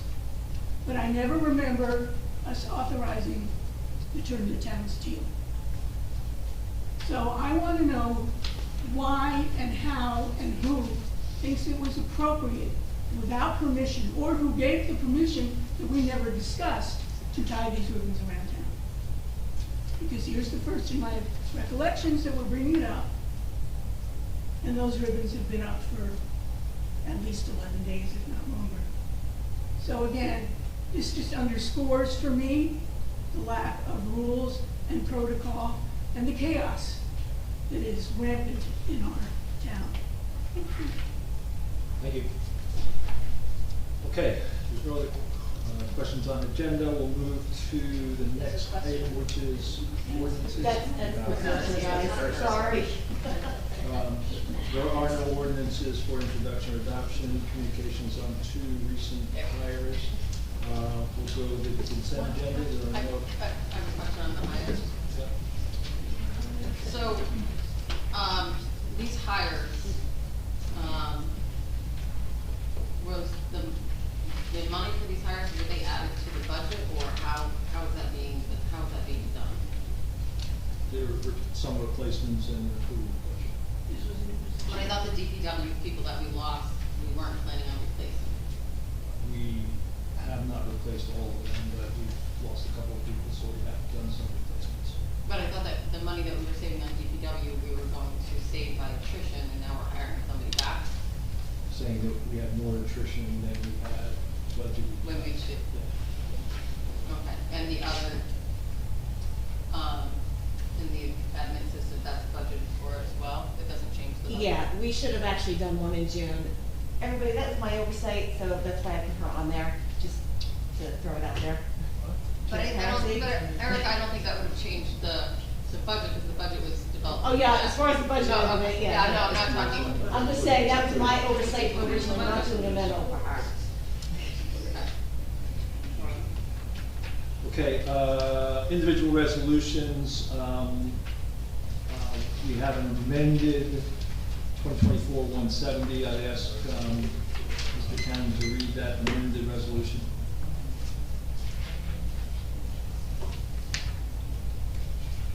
Sorry, close on.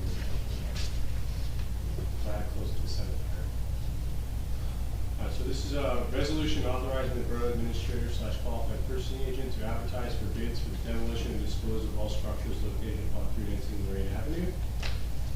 Whereas the borough of Bradley Beach owns real property together with currently vacant structures thereupon located at 319 Lorraine Avenue, similar to block 41 lot 1. Whereas the mayor and council find it to be in the best interest of the borough to demolish all structures upon the property and auction the vacant lands and monetize said public property for the benefit of the taxpayers of the borough.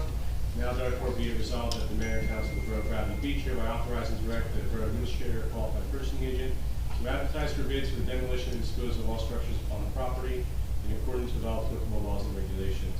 Be it further resolved, a certified copy shall be sent to the Borough Administrator, PPA, CFO, and Borough Engineer. Okay, I'll make a motion to approve 2024-170 as written by Mr. Kennedy. Second. Ms. DeNoble? Yes. Mr. Gubatose? Yes. Ms. Mahoney? Yes. Mr. Weber? Abstain. Mayor Fox? Yes.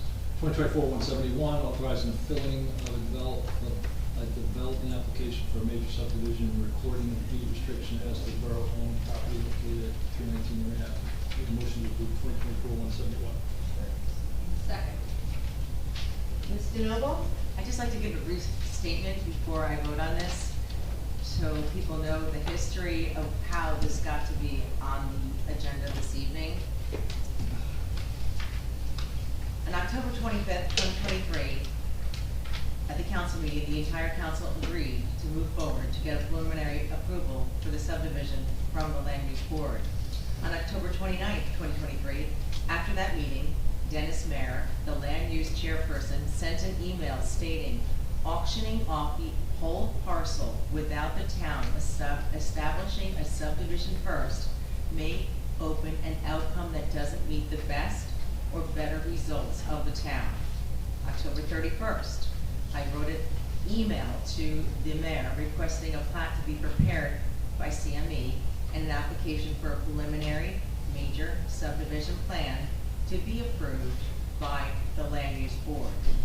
March 12, 2024, VA Administrator DeMarco sent an email to Borough Attorney Cannon stating Councilman Gubatose requested that the governing body should approve a subdivision plan and have it processed before the Land Use Board prior to the sale. March 19, I wrote to the mayor, we clearly have a disconnect as I requested an appraisal update. This, the 4-lot subdivision was to be presented to the Land Use Board for preliminary approval, and a deed restriction to that effect will be filed.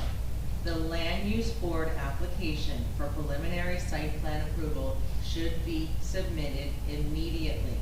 We presented this in October of 2023. Without this format, the Bradley Beach residents and neighbors have no zoning protections. April 2nd, I wrote the mayor stating that the appraisal of $2,718,100 needs to be updated. In addition, comparable sales need to be from 2023 and 2024, not 2020 and 2021. Also, the proposed subdivision shall be filed with the Bradley Beach Land Use Board for preliminary approval. On September 5th, just last week, I requested the borough attorney to prepare the resolution 2024-171 and add this to the agenda for a vote by the council. There were also other exchanges like these in writing and in verbal, in which the administration was repeatedly asked by the council to expedite this application process to the Land Use Board. Unfortunately, it was not done before the public auction this past July, and we had no bidders. We were selling a promise and not a product. The promise would require a 3.5-month process of going through land use approval for the bidder. Once we acquire the Land Use Board approvals, we will be selling a finished product and work can begin immediately.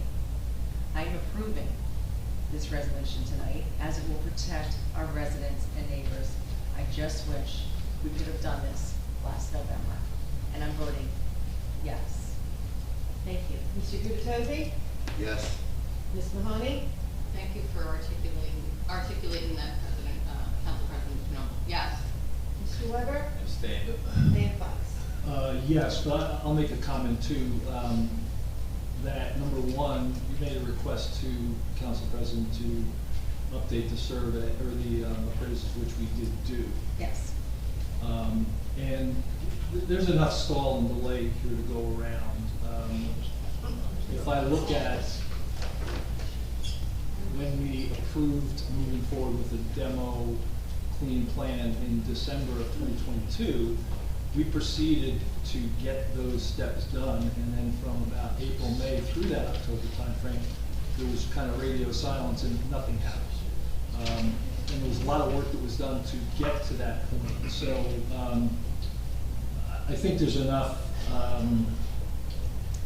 issues with this whole project to go around, so I take a little bit of exception to your point, but I will vote yes. Okay, we'll now go to, there are no announcements. Oh, I'm sorry, granting, I think there's going to be a motion to withdraw 2024-172. Is somebody going to make that motion? Yeah, I'd like to make a motion to withdraw 2024-172. Second. Thank you. Mr. Noble? Yes. Mr. Gubatose?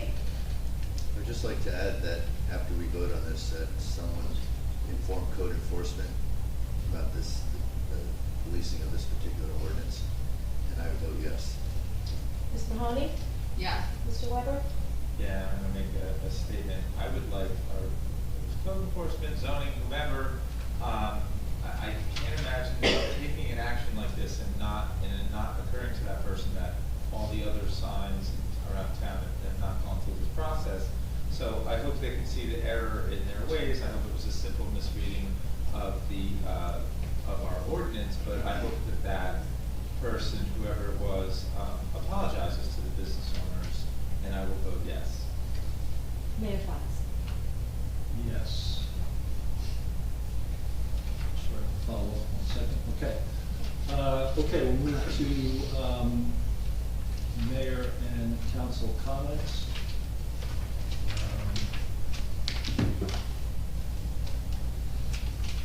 I can start. I already mentioned this before, but I'll just highlight it once again. I'll just cover the headlines. We did exceed our revenue for beach sales. It's a function of weather. It's a function of the desirability of our beach, and it's a function of the people that work at our beaches, and I applaud all of them for that. This is only the second time, I think, that we exceeded $2 million. The first was the COVID year. So I think we're back on a positive and uptick. So that's great to see. And we continue to show that Bradley Beach is one of the best values destinations in Monmouth County beaches, and our municipal employees, vendors, business owners, and volunteers have made that success possible. On the grant front, I have some very good news, and we're going to do a press release on this tomorrow, but actually I think it might be out today. But this has to do with the Sylvan Lake outfall pipe that we've been working on in conjunction with Avon for the last year and a half. The Borough of Bradley Beach and the Borough of Avon were thrilled to announce the launch of a critical infrastructure project aimed at enhancing the safety and resilience of our shorelines. The Sylvan Lake Plume Repair and Replacement Project, supported by the generous state aid from the New Jersey Department of Environmental Protection, will address our urgent needs and repair and reconstruct this flume at Sylvan Lake, the vital waterway shared by both communities. For those who aren't aware, we had a partial failure and continue to have a partial failure of that flume underneath the dunes, and it's a significant project. The cost could be as high as $4 million. The original view was that we would share that. DEP, we started working with last year. They were not really warm to coming north. They were in the south part of the state doing a tremendous amount of projects down there with dune replenishment and some other projects. But we were able to secure, if the estimated cost is $4 million, which it's somewhere between $3 and $4 million, they're going to fund 75% of the cost. The remaining 25% of the cost would be shared equally by the Borough of Bradley Beach and Avon by the Sea. So that really, this partnership exemplifies a strong commitment both boroughs have had to protecting and preserving our coastal environment for current and future generations. So we anticipated our portion of the out-of-pocket spend on this would be between $1.7 million and $2 million. And now that maximum will be about $500,000 or less. So with that collaboration, and it's a big thanks to T&M Engineering, who are the borough engineers in Avon, who took the lead on this, because Avon took the lead with us on this project. We're going to really save anywhere from $1.2 million to $1.5 million that we could have had to have expended. So it's really good news, and we'll add this to our grant docket, and continue to seek funding to help with these kind of projects. The Agadat Akim 100th anniversary, we had the proclamation on that a little while ago, that the Shoal is planning renovations and continued growth. I mentioned Rabbi Kelman is leaving. Many thanks for his leadership. We very much appreciate it. A couple other quick things. Mayor's Wellness Campaign, we have a walk scheduled on the 20th. We'll get that out in the newsletter and on social media. It's going to be an evening walk, so that should be interesting. The Bradley Food Pantry ribbon cutting was held last Thursday at their new site in Neptune City. That is a temporary site. They have a 1-year lease, but the ribbon cutting is attended by a number of people. When you tour the facility, it's done a superlative job in restoring food security to a number of people, so we take our hats off to them and appreciate our Neptune City partners who were at the event and are supporting this fully. Last Saturday, we had a local summer event. It was great, and we continue to try to grow that over the next couple of years. Let's see, what else? I think that is all for my comments. So I will turn it over to Council President Denova. Great. So on September 4th, the Shade Tree had their meeting, and I attended that, and they had 2 applications. One was on 2 Main Street. They're removing 12 trees, but the good news is they're replacing with 14 trees. Also on 303 3rd Avenue, again, they're going to remove 1 tree. Good news is they're going to replace it with 4 trees. They also had some ordinance modifications. They went over their 5-year plan. They are having their fall planting event September 28th, if anyone would like to volunteer to help plant some trees. And if you'd like a free tree or sponsor a tree, please visit the website or let me know. Their budget is currently $14,882. The Bradley Beach Tourism had a meeting I attended on Tuesday, September 10th. They went over the summer review, big success. This weekend, from 2 to 8 p.m., Viva Bradley Beach. This is going to be amazing. They have 2 bands. They have a salsa demo. They also have a dance lesson at 3 o'clock, and after that they have 30-minute social dance time. DJ J will be there, 5 food vendors will be there, and they're also going to have the Mexican dance troupe from the Bradley Beach Elementary School will perform. They rented a dance floor, and they're going to have crafts for the children. So it should be a lot of fun. Again, 2 to 8 this Saturday in Riley Park.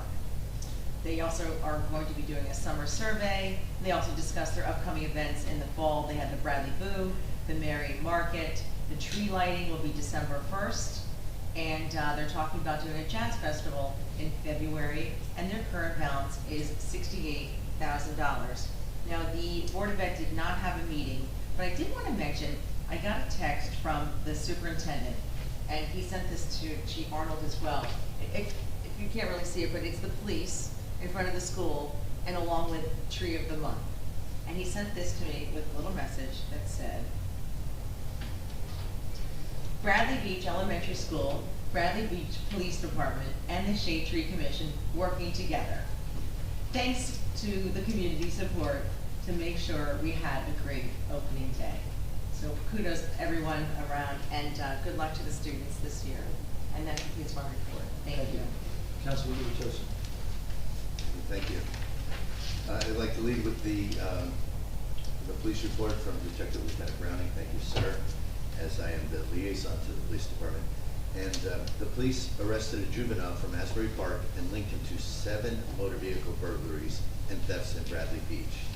The juvenile is also the suspect in several similar burglaries and thefts that occurred in Avon, Ocean Grove, and Asbury Park.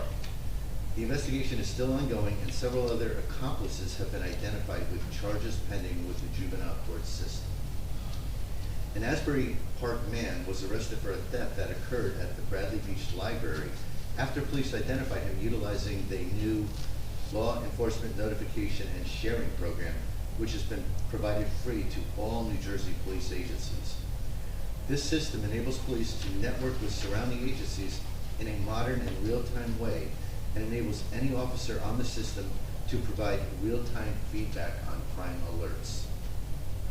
Another Asbury Park man was charged with possession of a controlled dangerous substance, cocaine, after police responded to a suspicious person call.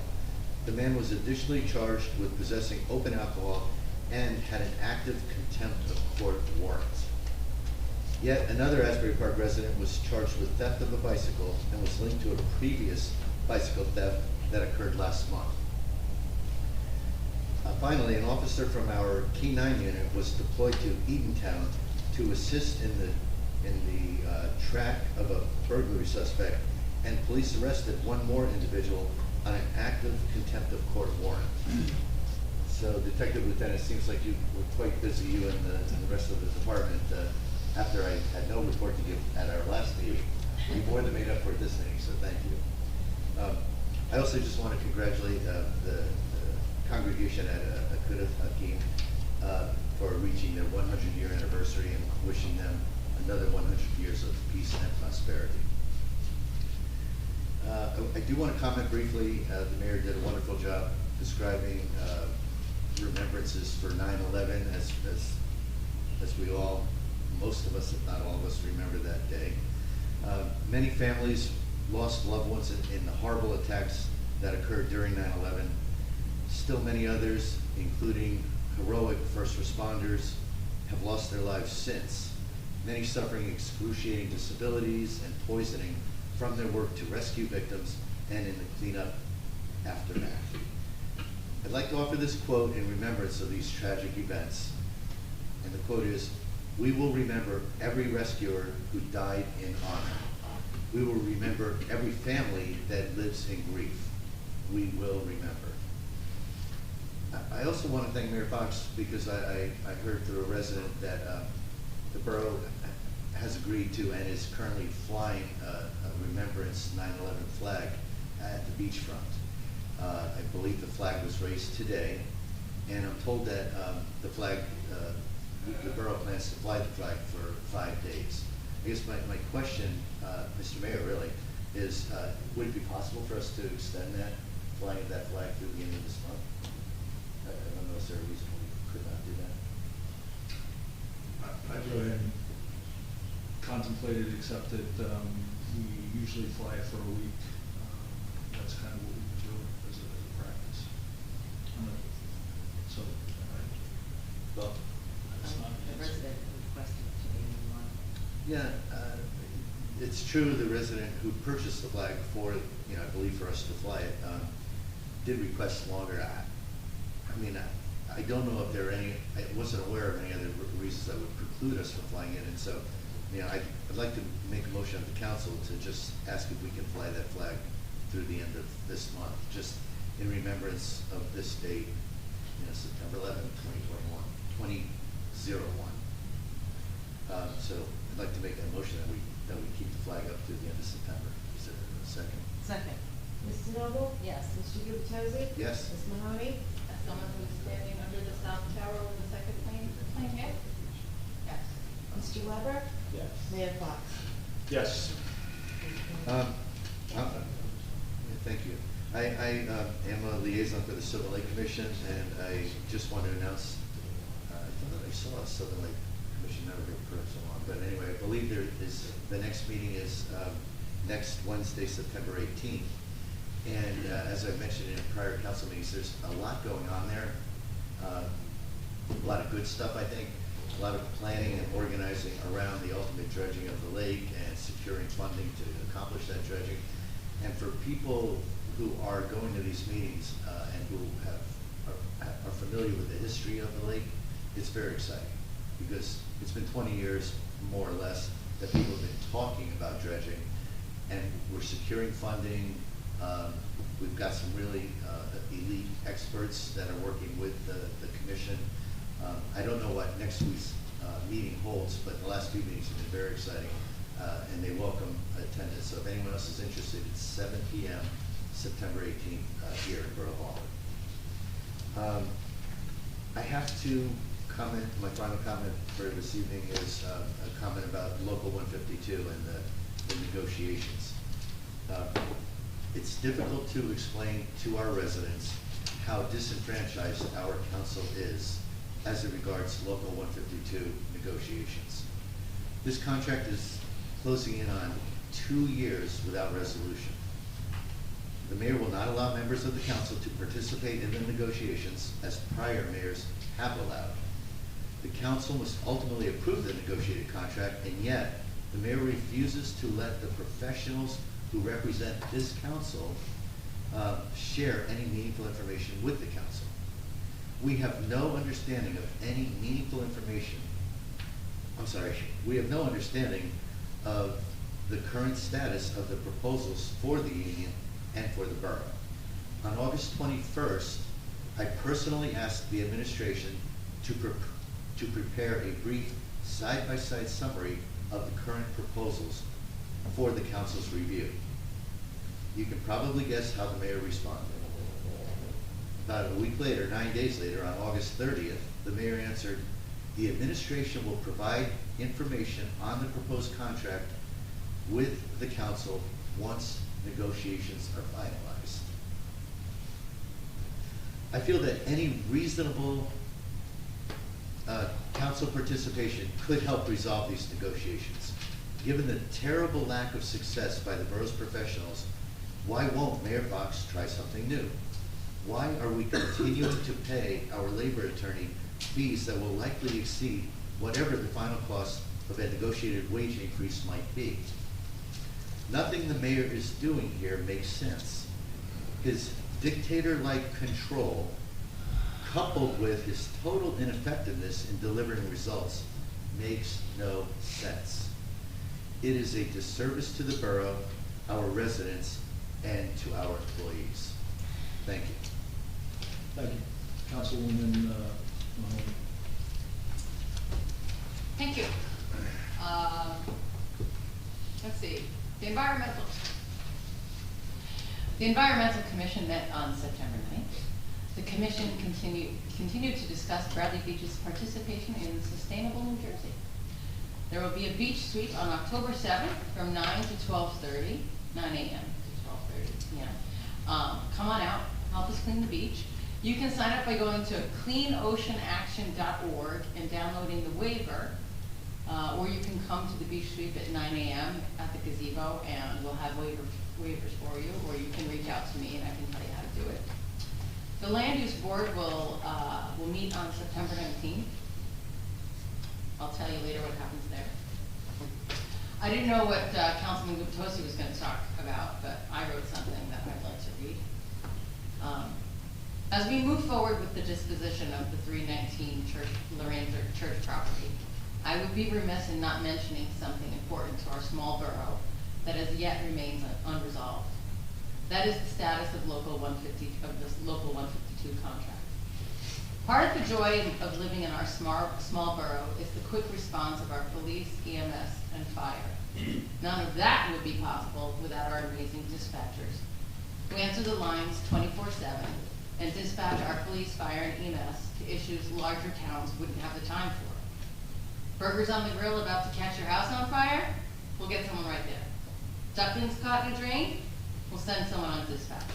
Having trouble breathing? Someone will be there in 2 seconds. Dog getting attacked? Dispatch will have an officer to help you if you can. Additionally, we have an amazing DPW who keeps our town neat and tidy and works tirelessly and in the most friendly manner. They keep this place running and looking ridiculous. We have a clerical staff who fall under 152, and they too work hard to keep this borough running. Yet for 20 months, they have been working without a contract. 20 months. Our updates from the administration regarding the negotiations are vague at best. Recently, after the most recent update, not including the one that we received at 5 p.m. this evening, Councilman Gubitosti asked a question that I too had wondered, and even asked about months before. Could the council be provided with a 2-column summary of the latest proposal for each side, perhaps including the top 5 or 10 issues? And the response from the mayor was, the administration will provide information on the proposed contract with the council once negotiations are finalized. Our update late this afternoon assures us that we are no farther along in the process, and this council does not know why. We don't know what the sticking points are, we don't know what's being offered, we don't know what's being asked for, but what I do know is that this transaction will go down on the list of the failures of this administration. Finally, I live on Lorraine Avenue. I voted not to spend $10 million to renovate the church. Maybe I would have voted to spend $5 million to renovate the church. But I would have never voted to demolish that church. I just want to make it clear, when people keep saying 79 or 78% of the people in this town voted to demolish the church, you have to understand the original question that was asked. If we could go back and do it all over again, maybe we wouldn't be having all of these discussions. I'll see you next time. And yes, please remember September 11th. Give everybody a little bit longer of a hug tonight. Thank you. Thank you, Councilman Weber. Mr. Mayor, I'm going to read the first aid report for the operational period that ended today. The squad responded to 8 day calls and 6 night calls. 8 were for medical, 6 were for fire. There were 2 water rescue requests from the Answers team, and the squad provided medical overwatch for the Bradley Beach Community Day. The squad requested no mutual assistance for this operational period, and they fulfilled 100% of their assignments for this period. Of course, they're still looking for volunteers, free training for qualified individuals. Anyone that wants to do this, they can find an application on the borough's website, and they also have applications for the cadet program that's for young people between 16 and 18 years old if they're interested in serving their community. I will add one thing to the Shade Tree report. They are working on a grant that's going to help the town deal with spotted lantern flies, so that is actually good news. I think that's going in. Don't know if they're going to get it. And then I have a little bit of news that people can use, and it involves the Anchor tax relief. If you got this tax rebate last year, you were automatically pre-filed. You don't have to do anything. But if you have changed your address or your bank account or whatever, you have until September 15th, 4 days from now, to tell the state that your information changed. And what you're going to want to do is go to nj.gov/treasury/taxation, and or you probably just Google, it's faster to Google NJ Anchor tax relief. And the R in the Anchor in that acronym is for renters. Renters can get this tax rebate as well. If you pay property taxes to your rent, you're not going to get as much as a property owner, but you're a renter, you'll get some. So, and if you didn't get this at all last year, you have until November 30th to apply. So, some news you can use, maybe get some of those tax dollars back from the state of New Jersey. And I will make one comment about Local 152. People have said everything, and I just want to thank all the workers for hanging in there all this time. We know we're as frustrated as anybody. The shop steward is here tonight. I don't know if we'll be hearing from him, but thank you all for hanging in there, and hopefully we get through this to the end of this soon. And that's my report. Thank you. Okay, we'll open it to public comments. Yes.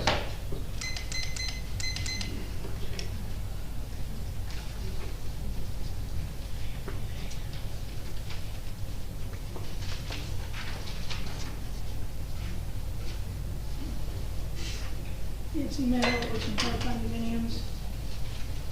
I would like to say, first of all, that I met 2 members of the Shade Tree Commission recently.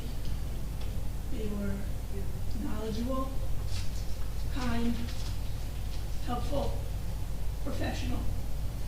It would be nice if the rest of our commissions, departments, and boards had the same type of professionalism. Secondly, I would like to say that for all the people who seem to complain just to the mayor that they don't come to these meetings because they're so long, 45 minutes on number 6 might be a good reason to begin with, shaving that. I too support Local 152. I thought that in August they were supposed to have a fact-finding mission. It's my understanding that didn't occur. It would be helpful to know why that didn't occur. We're having these meetings. In August, there was a fact-finding meeting. I don't think so. A contract was given for them to accept or decline, which they hadn't read, but I'm not aware that there was the fact-finding mission with Trent. And you can speak after my 5 minutes are up. I was just trying to clarify the Because point. now I'm going to be short, and you know what? I got a list, and I got things that go back to August 8th. Well, I just want to make sure you were Stop. stating accurate. I am speaking accurately. No, there wasn't. I'm not going to argue with you. Well, you don't have to I argue. would just like to stating the discuss fact, the that's Meals all. on Wheels issue that I brought up last week. Because when you talk about risk, here we have risk. I opened it, and it appears we do not have a contract and or agreement with Meals on Wheels.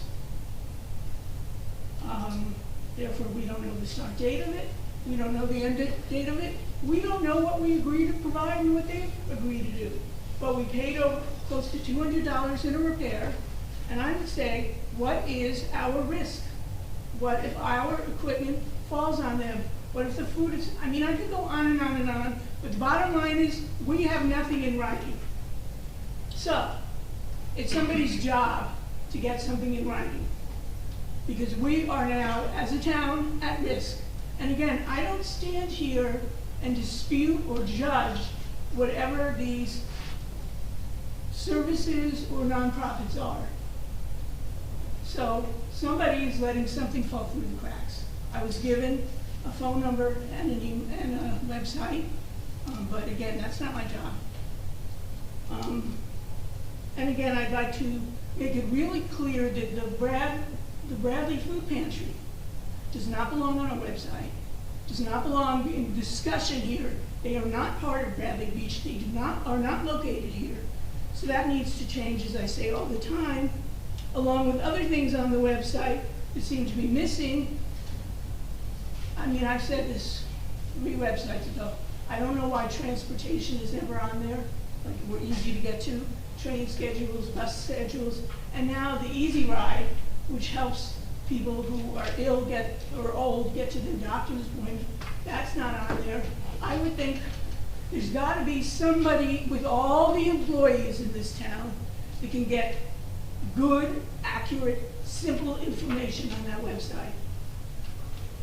Very frustrating. And I would like to also say that regarding an article that Mr. Sullivan wrote on August 15th in the CoStar, and the week before there was a letter to the editor calling him out on his coverage, which is really insulting because if anything, I find that he gives the most positive coverage and accuracy to what he's told. Let's start with this. Your success is not replacing an Ocean Park Avenue pipe. What is your success is that you finally recognized it was on Ocean Park Avenue. And it was mandatory because if not, we could not have storms. Yeah, you improved some beach access, but there are still 4 beaches without a ramp.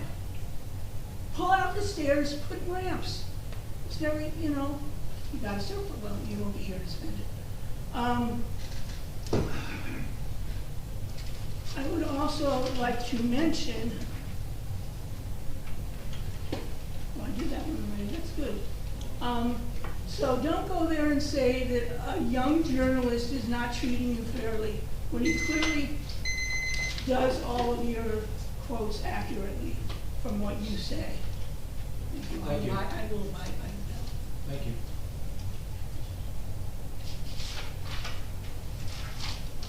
Yes.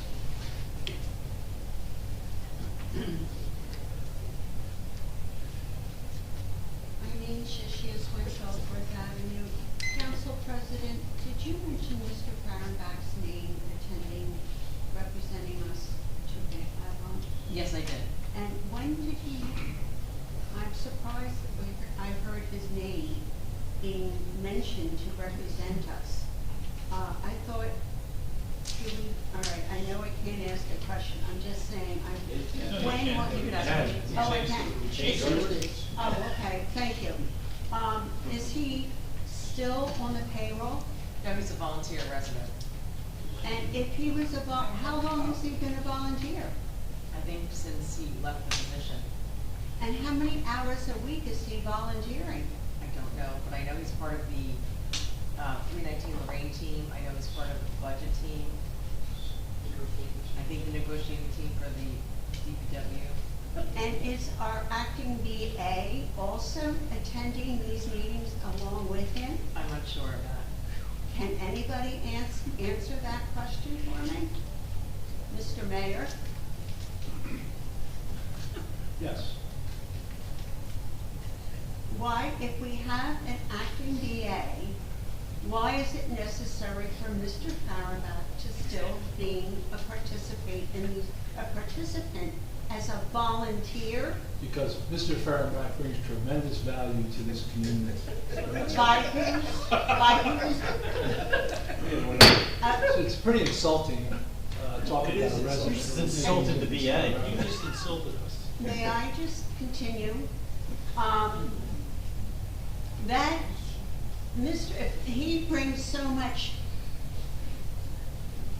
to this community, he therefore should be a paid employee, or he should be in this community being a volunteer and speaking just the way we are.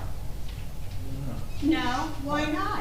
Because we have over 100 volunteers in this town that don't attend these meetings. Yeah, 100 volunteers spending as much time at important meetings the way he is.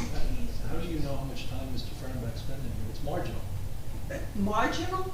Attending all these meetings. Well, what meetings? Excuse me, you're playing riddles with me. I'm not playing riddles Yes, with you. you No, are. I think what you're This trying is- to do is infer that we have a valued resident and volunteer who brings 45 years' experience in municipal government, offers to help with some things, and you're chastising for that. I'm not chastising, I'm just Well, you're questioning. inferring it. You're certainly inferring it. No, you're assuming that. I am just asking, why is it so necessary for him to be involved in these meetings when we have an acting DA? Shouldn't she have the qualifications and the authority? The acting to- DA does have the authority, and she does have the experience to do it. We have, Then why is it necessary for him to be there? I think I answered the question. No, you avoided the question. No, I didn't avoid And the I would question. like to just put on the record that I think it's interesting that acting BA Meredith DeMarco has not been at a council meeting since May. Well, to put it on the record, but I excuse you from the meetings. Why? Why, she's a paid employee. And this She's is, not required to be at this meeting. but how come every other BA has been required? And They why weren't does Mr. required. They weren't required. Well, they were here every week, every time. Mr. Fahrenbach, our volunteer, was here all the time. Why is it different for now? Your silence is deafening, thank you. Yes. Good evening, Linda Duffy, 312 Brooklyn Avenue. I noticed on the website that our proposed budget is presented, and I have reviewed it. I was wondering if you have given the council permission or access to the CFO yet for the questions that they have. There's an adoption meeting on September 25th. The CFO will be there to answer those questions. Why can't they go beforehand? I'm sure that time will take, we'll be here till 3 in the morning, because I'm sure everybody else is gonna have questions also. So I don't think it's effective, Try to keep the agenda very tight. like this one. Yeah. I mean, we spent a lot of wasted time. Also, I'd like to, I don't think say. so. I think we're pretty much on time for the night. Well, Against our- I'm glad you're thinking so. Okay, I'd like something else to say. Against the- I'd like to thank the people that, I think it was, Councilman Rentosi with the geese fleers, whatever those guys were doing a great job. I haven't seen geese anywhere. I don't know what happened to them, wherever they went, they can stay. Thank you very much for doing that, because the walkways around the lakes are much more habitable for your feet, I would say. You're not stepping in things anymore. And the other thing is, they did a great job at the beach this year. I thought they did a wonderful job, the lifeguards. The, removing those ropes was the right thing to do. People followed the flags, and that was great. I really appreciated that attention given to us. Thank you very much. Thank you. Yes. Julie Titus, 605 North Avenue. I'm really glad that we do have volunteers that take an active, that are very active in the town. However, Mr. Mayor, I'm trying to understand with the local 152 contract that is now over 20 months. That is a failure on part of the administration that this contract has not been resolved. So my question to you is, and I'm not here to lambaste anybody or anything, but we have to try something new.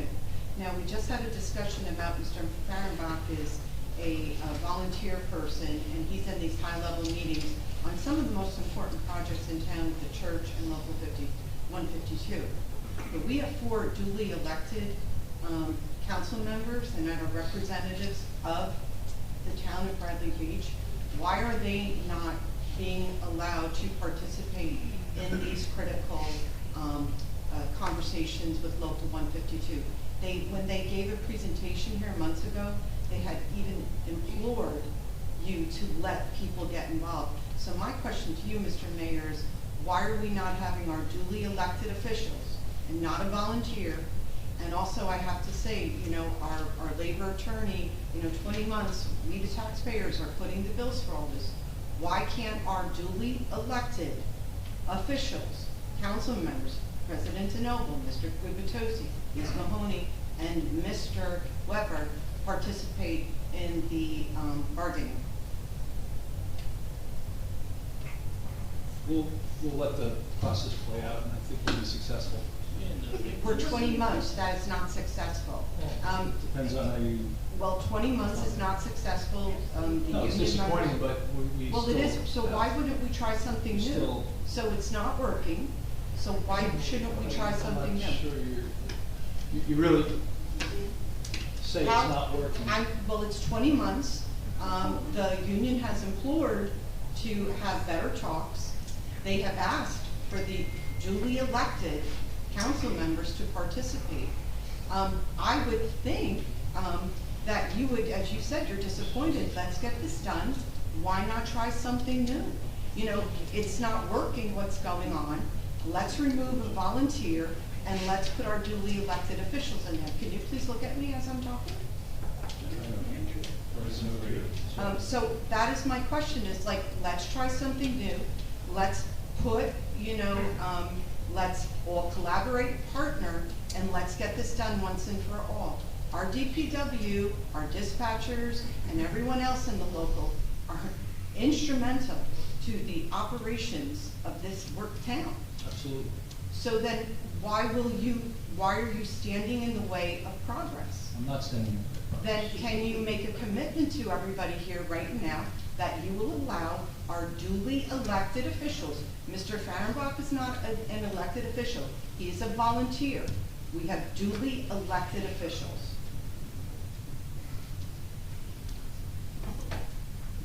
I'm waiting for your answer. The answer is no. And why is that? Because we have a negotiating team. We're working very diligently with the bargaining unit, and we hope to have. And how many months is the contract overdue? Mr. Mayor, how many months is this You don't answer contract? that question. Well, I would like to hear it from you, sir. How many months is this contract overdue now? So the residents, just so everybody knows, I'm not badgering the mayor, I'm just trying to put something forth new, because it's not working. So we have 20 months, I do not want to be called a minion, or a shill, or anything of that nature. I am just trying, let's not even go down there. Let's please try something new. And again, I'm asking you, why will you not let our duly elected officials participate in this collective bargaining agreement? Is there an underlying reason why you won't? If you are so, and I do believe that you do want to get this done, let's try something new. Why wouldn't we try, if something's not working, you gotta change courses, right? So let the record show that the mayor refuses to let our duly elected officials not participate in the collective bargaining agreement. So our volunteer BA has precedent They'll over our duly participate. elected officials. As we conclude, they'll participate in the approval. Well, why wouldn't they be giving information prior to understand what's going on? Order, please, sir. So, Thank you. anyway, thank you. Yes.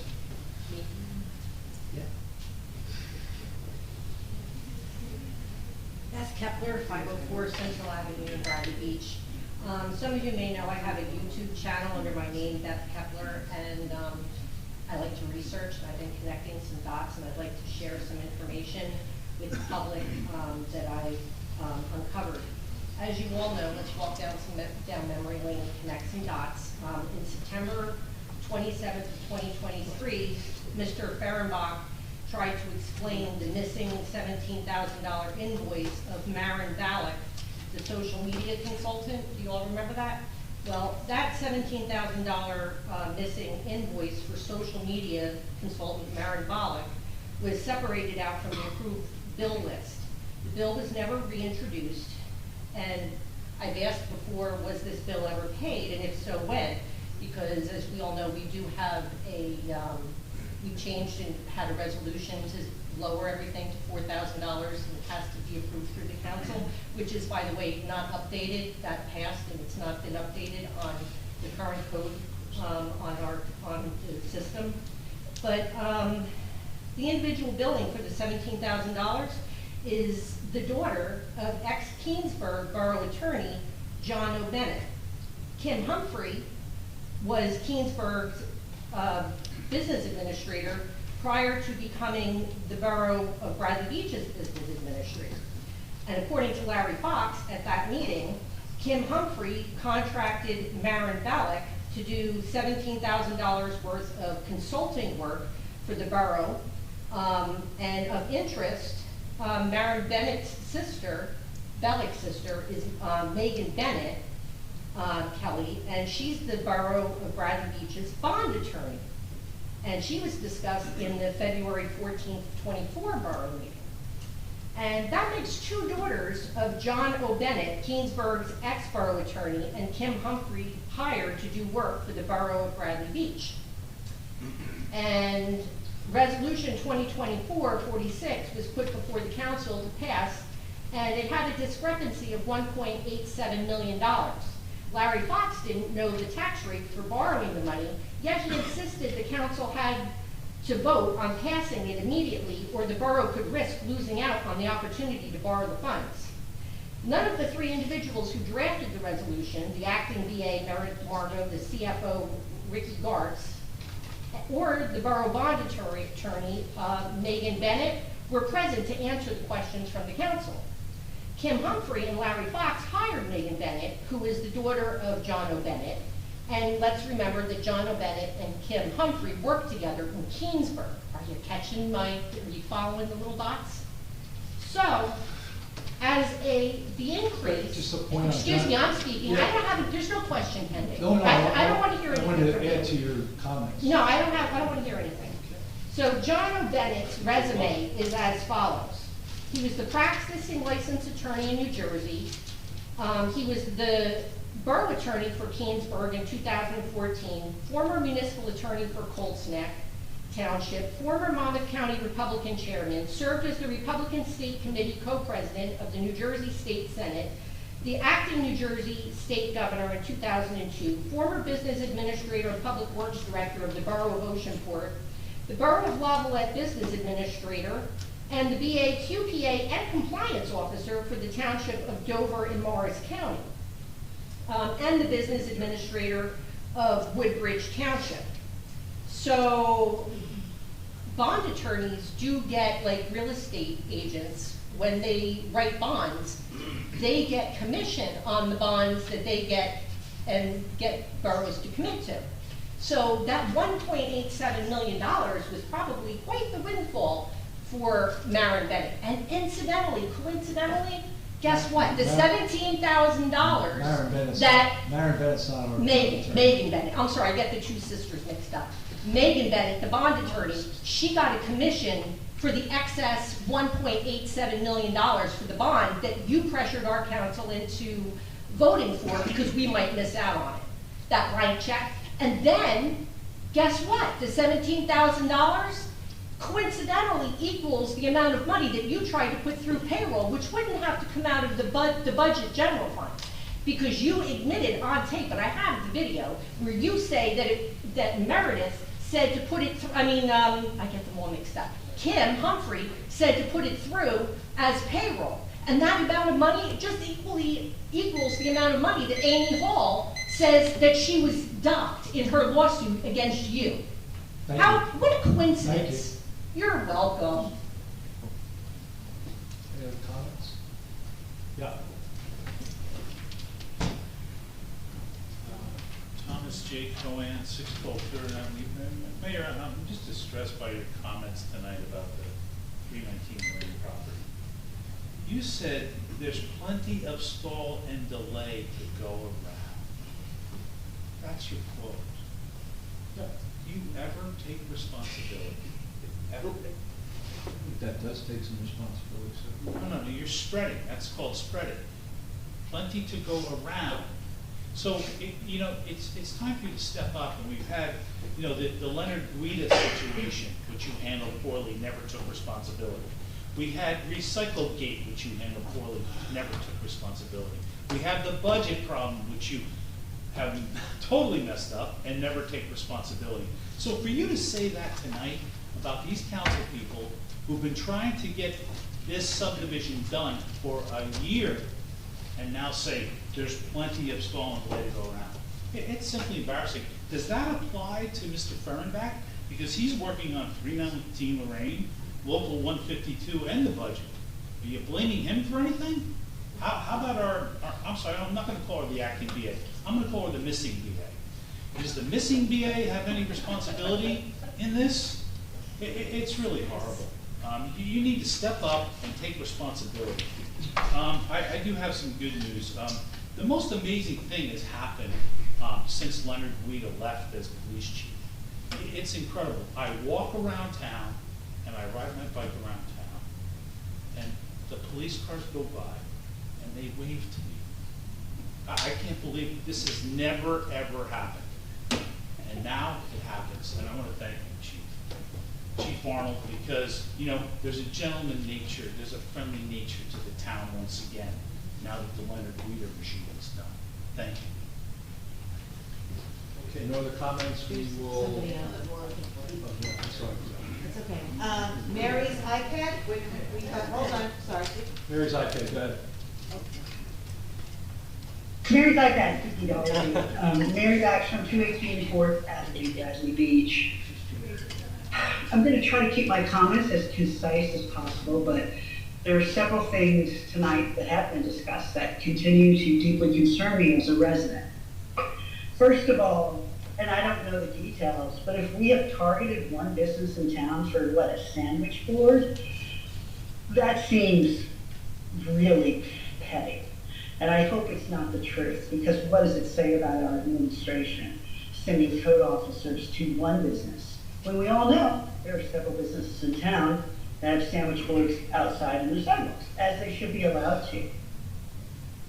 Secondly, with the 152 contract, We just forget Bradley Beach, forget the mayor and the council for a second. Just thinking about a town of our size, we're not very big. What do you call good? Is 20 months in and we have no contract, is that good? Is that normal? I would say no, because I've been researching this. And I think Julie Mateus made a very good point about why not bring the council in. Because what you're doing is taking far too long that's acceptable. Third, I have this Mr. Fehrenbach who never seems to go away. He was a temporary DA, I believe, for us, paid, as he should be. Now he's not. He's a, quote, volunteer, not a resident of Bradley Beach, correct me if I'm wrong, but he's part of all these important discussions, and yet he is being unpaid, and yet nobody has seen the details of the budget for this year. So I'm not accusing you or anybody else of anything. It just is plain weird. And yet, Mr. Marco, you may have, I don't understand. You won't have Ricky, the CFO, because he doesn't want to meet with the council, so he doesn't want to meet with the council, but you have given Meredith DeMarco permission not to attend these meetings, which breaks precedent. So where does your power lie? I mean, come on, this just defies any kind of plausibility. Thank you. Thank you. Just a point that people have the details of the budget. I think you brought that up before, and that's not the case. Thank you. Yes. Hi, Brigitte McGuire, 610 Brindley Ave. I just wanted to make a comment about the budget introduction. I was looking here at the surplus, and anticipated for this year, we're anticipating another $700,000 to come out of our surplus, which I know you hate saying is a savings account, but I like to say that for people who don't understand, because that's how I understood it when I was learning. That's going to leave our surplus balance at $614,000, and based on a lot of what I've been trying to understand over the last 2 years with the budget, we used to have over $2 million regularly sitting in that surplus. And being that we have had such high tax increases on top of using that money out of the surplus over the last couple of years, that's leaving us with only $614,000 after the fact. This is a huge, you're saying no, Mayor? Correct. So what am I looking at on the website, on sheet 39? We anticipate having about $1.5 million surplus at the end of 2024 in the current. Okay, so it says right here on the introduction of the budget on the website that you put out after it was introduced, surplus balance December, it says proposed use of current fund surplus in the 2024 budget. Surplus balance December 31st, $1,314,152 and change. Current surplus anticipated in 2024 budget, $700,000. And then surplus balance remaining $614,152 and change. Right, but So what does that mean? the surplus is going to be partially replenished by lapsed reserves, by delinquent taxes, by current year taxes, by miscellaneous revenues, and other miscellaneous revenue not anticipated. So our CFO was estimating about $1,466,000.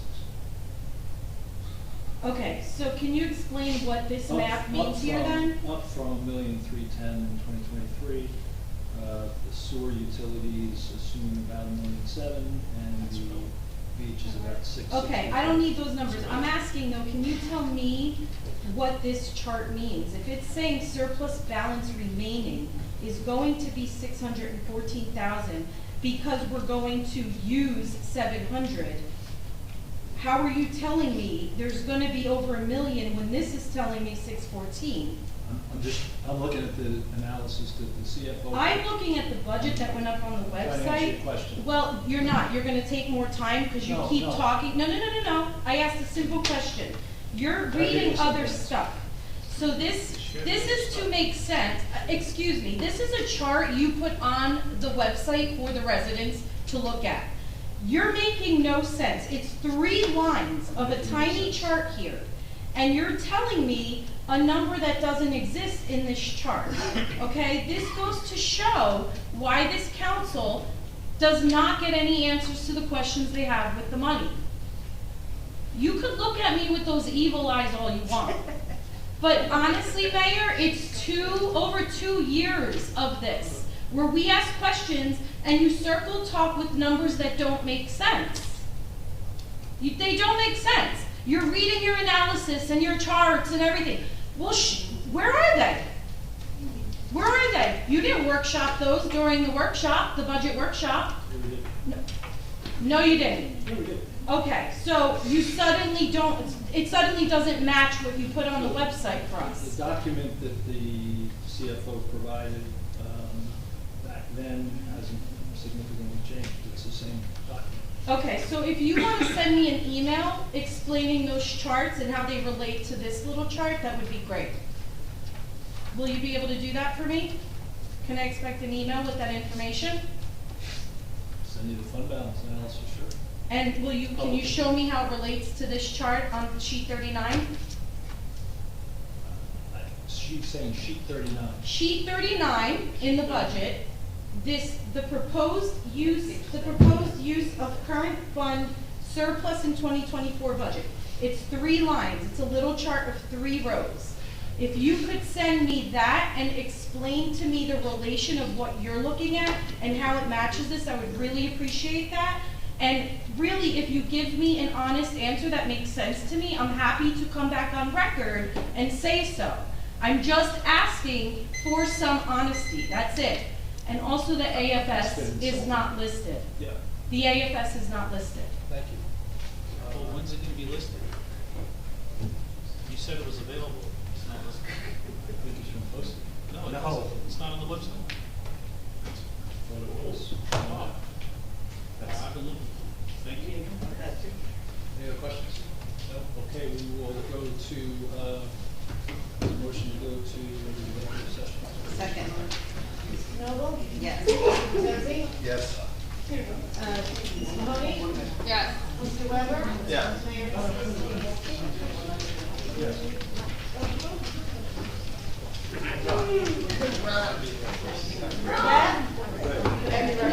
Hi, Jim.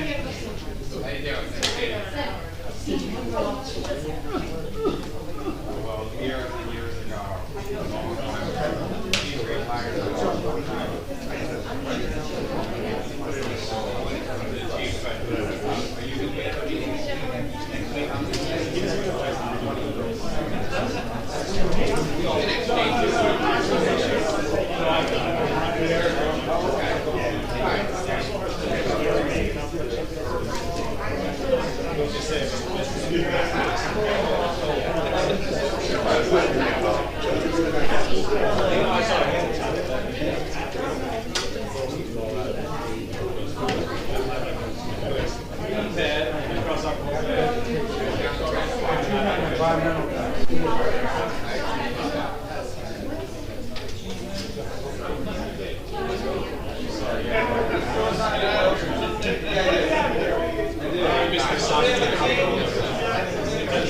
Anthony. What's up, buddy? What's up?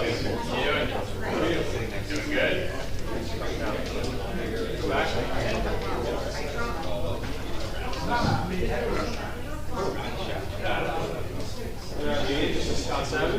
Hey there. Councilwoman, how are you? Good to see you. Scott.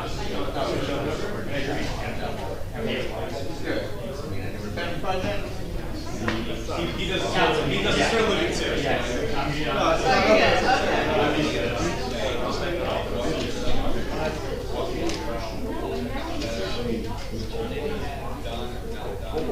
One square mile. We have about 30 churches. All denominations. An old painter painted all the churches. The ones that I haven't even known. Because they knew me. I was talking with the He did 2 churches. Sorry. No way. Did? I would Actually, yes. I was one church. Yeah. Have you been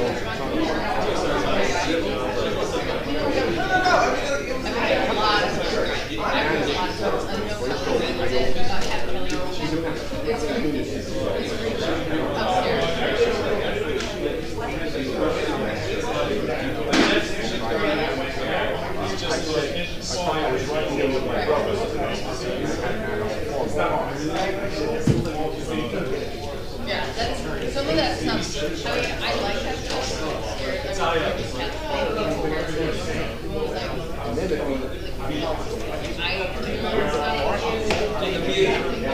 I